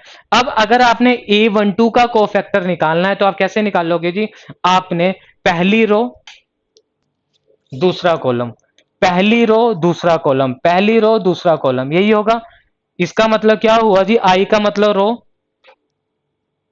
जे का मतलब कॉलम, तो आपका क्या बचा जी, A21, जो कि क्या आ जाएगा जी, -A21 के इक्वल आ जाएगा। क्लियर हुआ नहीं हुआ।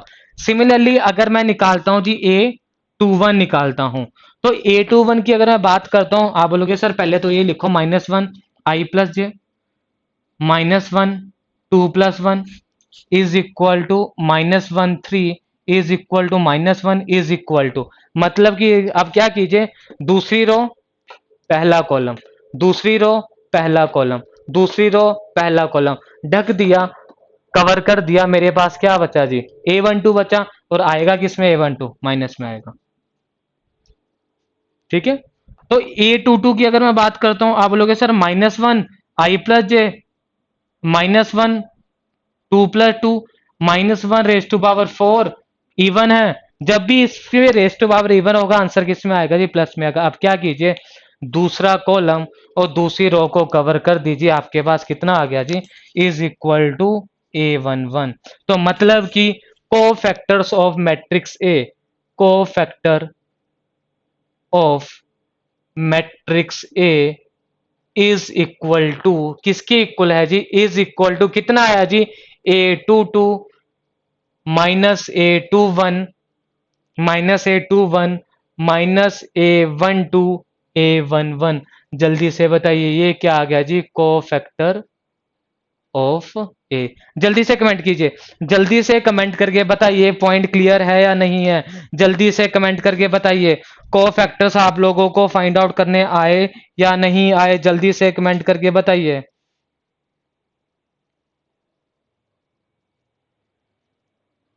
जल्दी से बताइए जी। नोट करते रहिए, साथ में नोट कर लीजिए।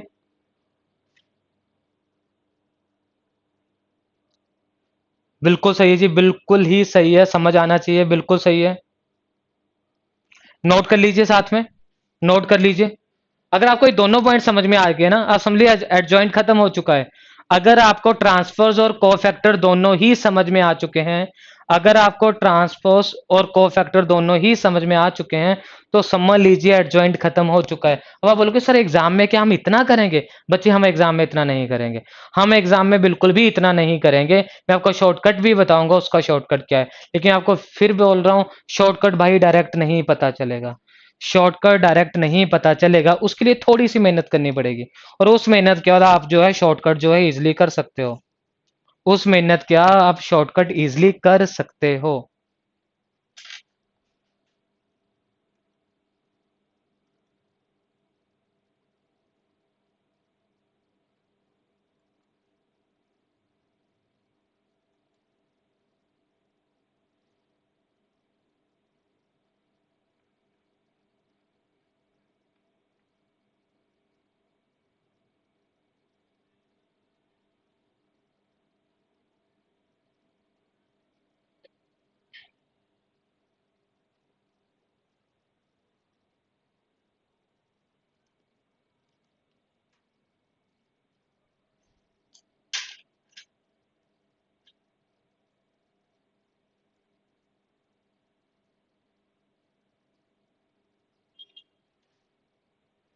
जल्दी कीजिए।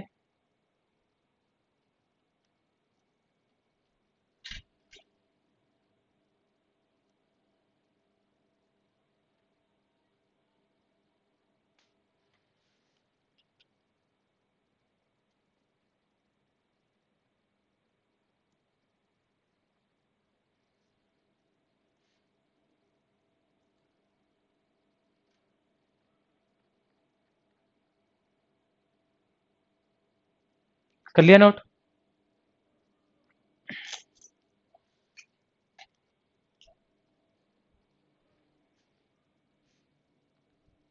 नोट कर लिया?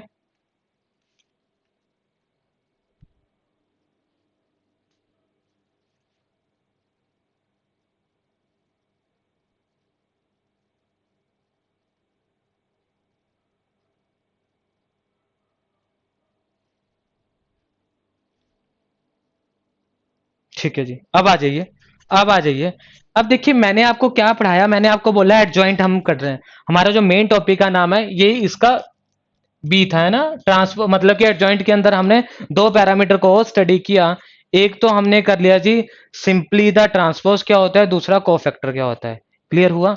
अब ध्यान से सुनिए, मैंने अगर फाइंड आउट करना है एडजॉइंट, तो आप क्या बोलोगे सर? एडजॉइंट होगा इज इक्वल टू, एडजॉइंट आपके पास, अगर आपने एडजॉइंट फाइंड आउट करना है, अगर आपने एडजॉइंट फाइंड आउट करना है, तो वो क्या होगा जी? कोफैक्टर ऑफ ए का ट्रांसपोज, कोफैक्टर ऑफ ए का ट्रांसपोज। अब यहां पे आप देखिए, अब यहां पर देखिए कोफैक्टर ऑफ ए क्या है? ये है। मैं इसे ए मैट्रिक्स मानता हूं, इसी के तो कोफैक्टर ये आया है ना। तो यहां पे मैं अगर एडजॉइंट ऑफ मैं उसका निकालता हूं, तो यहां पे मैं लिख सकता हूं कोफैक्टर ऑफ ए। तो उसमें क्या लिख सकता हूं? A22 minus A21 minus A12 A11 transpose. Transpose का मतलब मैंने आपको बता दिया, रो को कॉलम, कॉलम को रो। A22 minus A21 minus A12। आया समझ में या नहीं आया? क्लियर हुआ? यही होगा, ध्यान से सुनना। तो ये आपके पास क्या आया है? एडजॉइंट ऑफ मैट्रिक्स से। ये आपके पास क्या है जी? एडजॉइंट ऑफ मैट्रिक्स से। समझ में आया नहीं आया? एडजॉइंट ऑफ मैट्रिक्स से। अब आएगा जी असली खेल, अब आएगा जी आप लोगों को असली मजा कि सर मैथ्स की ब्यूटी क्या है। अब आएगा जी आपको समझ कि मैथ्स की ब्यूटी क्या है। ये थी जी आपके पास मैट्रिक्स ए, ये थी जी आपके पास मैट्रिक्स ए, और एडजॉइंट ऑफ ए क्या आया जी आपके पास, इसका ऑर्डर क्या है, 2 by 2। एडजॉइंट ऑफ मैट्रिक्स क्या आया जी आपके पास, A22 -A12 -A21 A11। आप बोलोगे मैंने बोला दोनों को कंपेयर करो क्या दिख रहा है, आपने बोला सर जब मैंने इन दोनों को कंपेयर किया तो मैंने क्या देखा कि जो मेन डायगोनल है वो इंटरचेंज हो चुके हैं, जो मेन डायगोनल है वो इंटरचेंज हो चुके हैं, जो मेन डायगोनल है वो इंटरचेंज हो चुके हैं, और जो आपके पास सिंपल डायगोनल है उनका साइन चेंज हो चुका है। जो मेन डायगोनल थे वो इंटरचेंज हो चुके हैं, और जो डायगोनल थे उनका साइन क्या हो चुका है, चेंज हो चुका है। इसका क्या मतलब बना कि अगर आपके पास कोई भी मैट्रिक्स आएगी 2 by 2 ऑर्डर की, तो अगर आप उसके मेन डायगोनल चेंज कर दोगे और सिंपल डायगोनल्स को आप माइनस कर दोगे तो वही एडजॉइंट होगा, वही एडजॉइंट होगा। अब समझ में आया। हमने सॉल्व करने में लगाए 6 से 7 मिनट, लेकिन उस 7 मिनट से मुझे एक रिजल्ट मिला और उस रिजल्ट से मैंने शॉर्टकट बनाया। अब आपके मन में डाउट होगा सर क्या ये सबके लिए वैलिड होगा, होगा या नहीं होगा। मैं अभी आपको प्रॉब्लम दूंगा, आप मुझे उसका आंसर बताओगे। मैं अभी आपको प्रॉब्लम दूंगा सॉल्व करने के लिए, आप मुझे उसका आंसर बताओगे। तो मैंने यहाँ पे क्या फाइंड आउट किया, वी फाउंड, हमने क्या फाइंड किया जी यहाँ पे, ठीक है, जो मेन डायगोनल थे, मेन डायगोनल वो क्या हो चुके हैं जी, इंटरचेंज हो चुके हैं। मेन डायगोनल क्या हो चुके हैं जी, इंटरचेंज हो चुके हैं। और जो सिंपल डायगोनल थे, और जो सिंपल डायगोनल थे उनका क्या हुआ जी, साइन चेंज हुआ for 2 by 2 matrix, sign change हुआ फॉर 2 by 2 मैट्रिक्स। जल्दी से कमेंट करके बता दीजिए क्लियर हुआ नहीं हुआ। हमारा टॉपिक खत्म, हमारा टॉपिक खत्म हो चुका है। अब सारा का सारा काम हमारी नंबर ऑफ प्रॉब्लम्स का है। जितनी ज्यादा हम प्रॉब्लम सॉल्व करेंगे उतने ही ज्यादा हमारा जो कंसेप्ट है वो और क्लियर होता जाएगा, उतने ही ज्यादा हमारा कंसेप्ट जो है और क्लियर होता जाएगा। जल्दी से बताइए, जल्दी से बताइए, नोट कर लीजिए, नोट कर लीजिए इसे भी।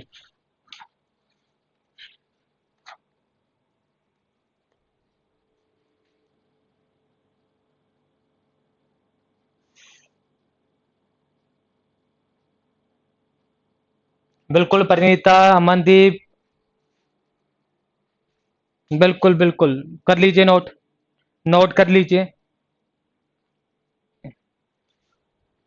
नहीं नहीं Shivendra ji, this is valid only for 2 by 2 matrix, this is valid only for 2 by 2 matrix. मैं फिर से रिपीट कर रहा हूं, यहां पे मैंने लिखा है this is valid only for 2 by 2 matrix, this is valid for 2 by 2 matrix. 3 by 3 के लिए नहीं है।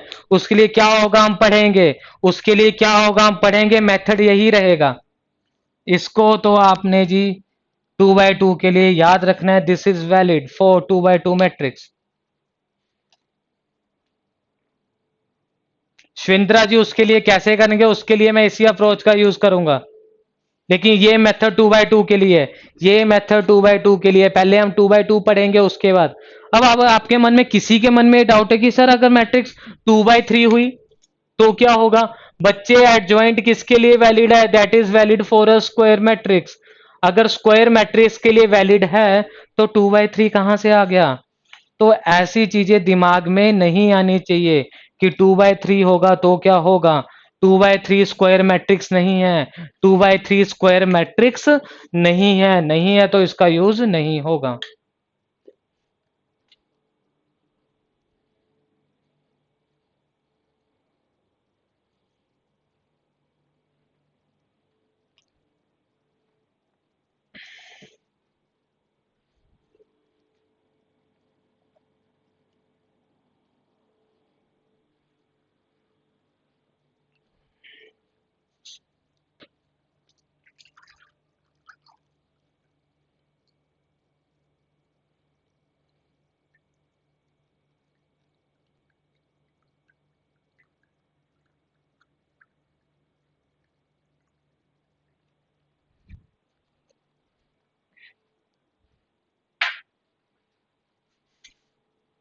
नोट कर लिया?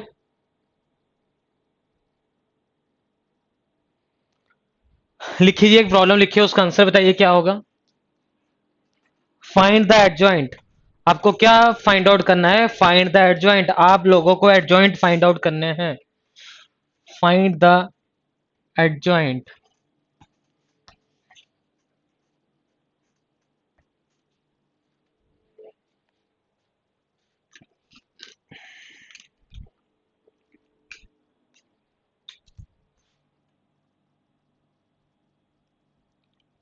Find the adjoint. Find the adjoint. क्या है जी आपके पास? 2 3 4 5। इसको सॉल्व कीजिए। इसको सॉल्व करके बताइए आंसर क्या आएगा।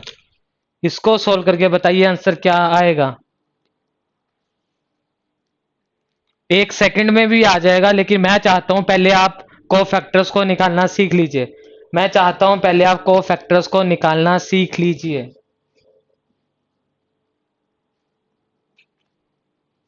उसके बाद तो करना तो शॉर्टकट से ही है हम लोगों को।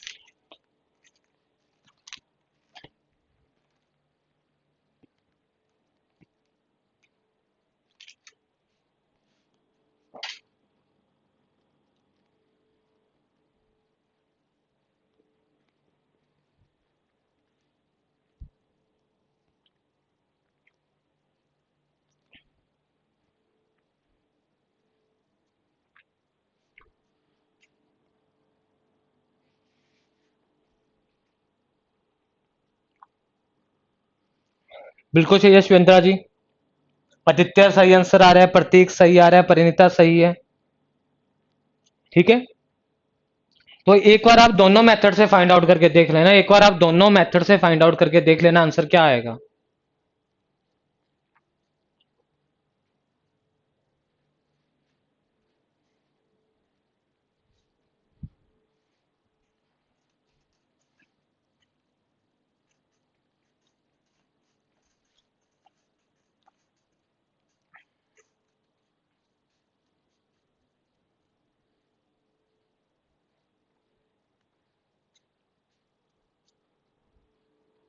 बिल्कुल जी बिल्कुल, मतलब आप लोगों को समझ में आ गया कि अगर 2 by 2 की मैट्रिक्स होगी तो आपने सोल्यूशन सिंपली क्या लिख देना है। Adjoint is nothing but simply the adjoint of A, किसके इक्वल आ जाएगा जी, इज इक्वल टू, इसको इंटरचेंज, यहाँ 5 आ जाएगा, यहाँ 2 आ जाएगा, और यहाँ पे साइन क्या हो जाएंगे, चेंज हो जाएंगे। कुछ भी नहीं करना है आप लोगों को, कुछ भी नहीं करना है आप लोगों को। 1 सेकंड के अंदर प्रॉब्लम सॉल्व, 1 सेकंड के अंदर प्रॉब्लम क्या हो जाएगी जी, सॉल्व हो जाएगी। ठीक है, अब 3 by 3 की मैट्रिक्स करते हैं। ये मैं आप लोगों से ही सॉल्व करवाऊंगा, क्योंकि कंसेप्ट समझाने में मैंने जो है वो 30 से 35 मिनट लिए हैं। कंसेप्ट समझाने के लिए मैंने 30 से 35 मिनट का टाइम लिया है। तो अब मैं चाहूंगा आप लोग ही मुझे आंसर बताइए। आप लोग ही मुझे आंसर बताइए।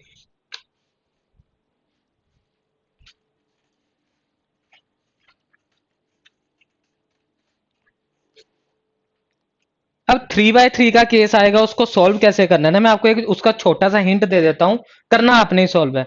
मैं उसका एक छोटा सा हिंट दे देता हूं, करना आप लोगों को ही सॉल्व है। मान लो कि मेरे पास एक ए मैट्रिक्स है, let A is equal to A11 A12। मैंने नंबर नहीं लिखा, मैंने जनरल मैट्रिक्स लिख दी कि आपको ढंग से समझ में आ जाए।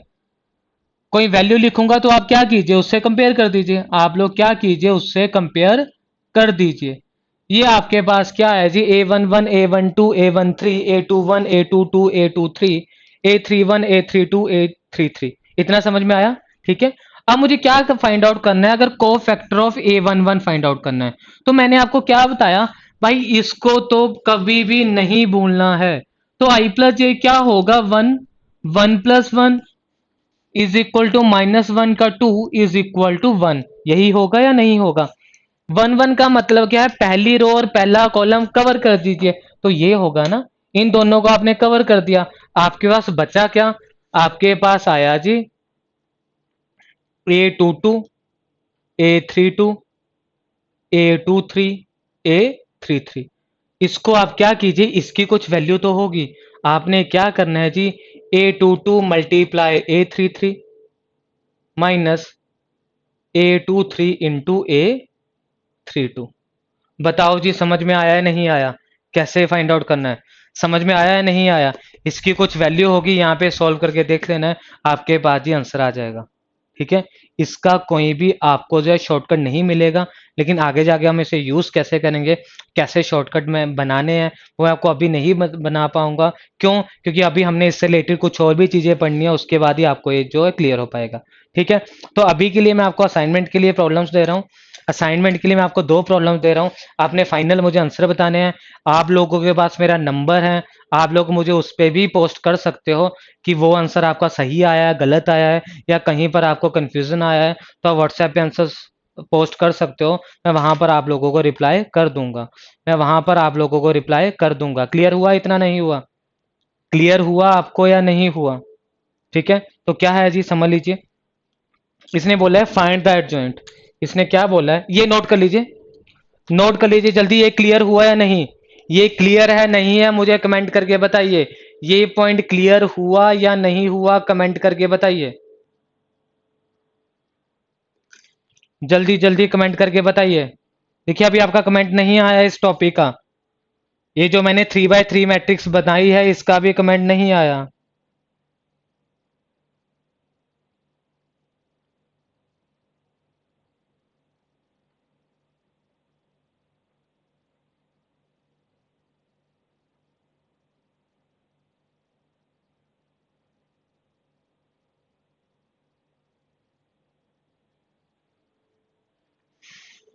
बताइए जी, बताइए।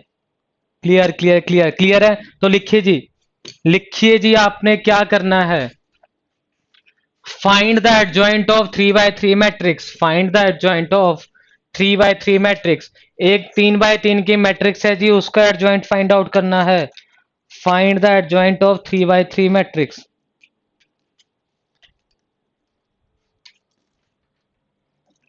Find the adjoint of, find the adjoint of 3x3 matrix. क्या दिया जी आपके पास, ए इज इक्वल टू 431023, 431023। दूसरा क्या दिया जी, 140 3x3। ठीक है, दूसरा उन्होंने क्या बोला है जी, find the adjoint of 3x3 matrix. Find the 3x3 matrix का ही फाइंड आउट करना है। 3x3 मैट्रिक्स क्या बोला जी, ए इज इक्वल टू 4 - 2 1 3 1 2 और 5 6 4 5 6 4।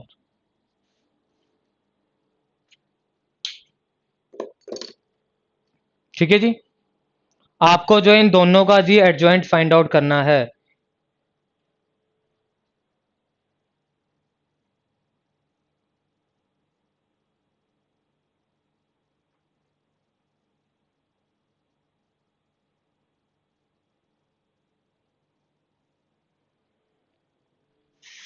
क्लियर है? ठीक है, कुछ आप में से किसी ने कुछ पूछना हो तो पूछ सकता है। आप में से किसी का कोई डाउट हो, कुछ पूछना है तो पूछ सकता है।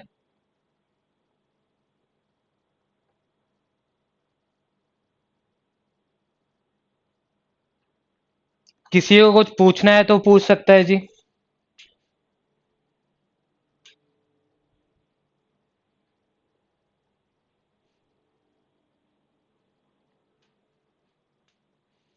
कुछ पूछना है तो पूछ सकता है जी।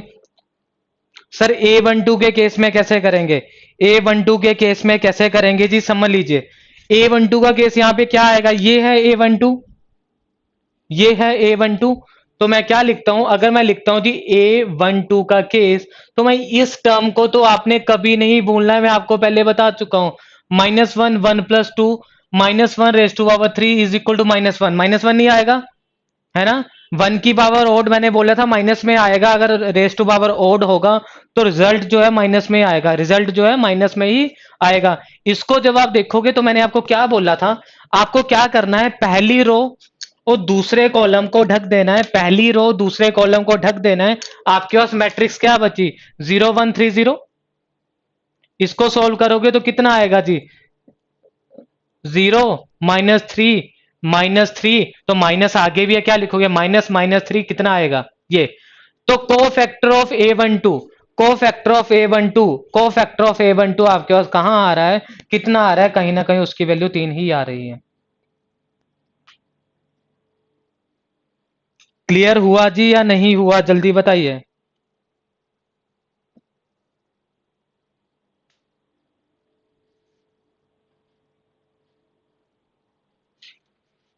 बिल्कुल बिल्कुल आपने कर लिया होगा, बिल्कुल सही है। -12 4 7 3 -1 -12 -2, बिल्कुल सही है प्रतीक जी, आपका आंसर बिल्कुल ही सही आया है। प्रतीक जी आंसर आपका बिल्कुल ही सही आंसर आया है।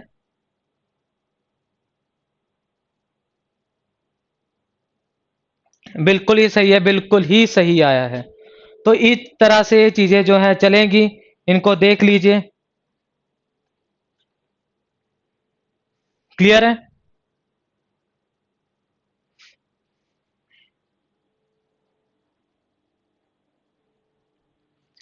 इसी के साथ ही हम क्लास को ओवर करते हैं। आपके पास कोई भी डाउट हो, कोई भी डाउट हो, आपका नंबर है व्हाट्सएप कर सकते हो, वहां पर आपको सारे के सारे डाउट्स क्लियर हो जाएंगे। कुछ भी अगर पूछना है पूछ लीजिए, क्लास से रिलेटेड कोई भी किसी को प्रॉब्लम है तो पूछ लीजिए।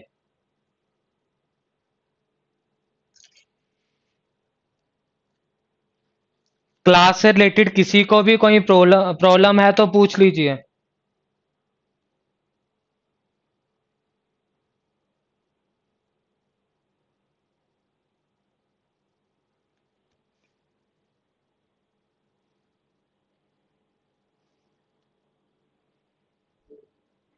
बताइए जी।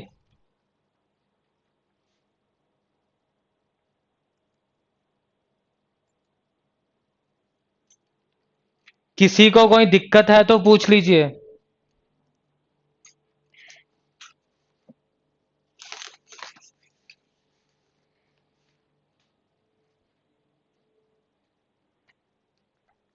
Clear clear clear. ठीक है, तो इसी के साथ क्लास को हम यहाँ ओवर करते हैं। ठीक है, नेक्स्ट क्लास का जो भी शेड्यूल होगा आपको पता चल जाएगा। कहीं पर कोई दिक्कत आएगी, कुछ पूछना होगा तो आप पूछ सकते हैं। ठीक है,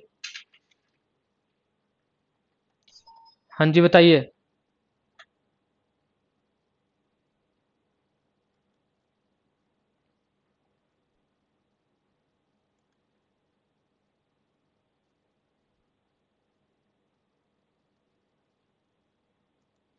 तो ये दो प्रॉब्लम आपने असाइनमेंट के लिए करनी है, मैक्सिमम का आंसर आ चुका है।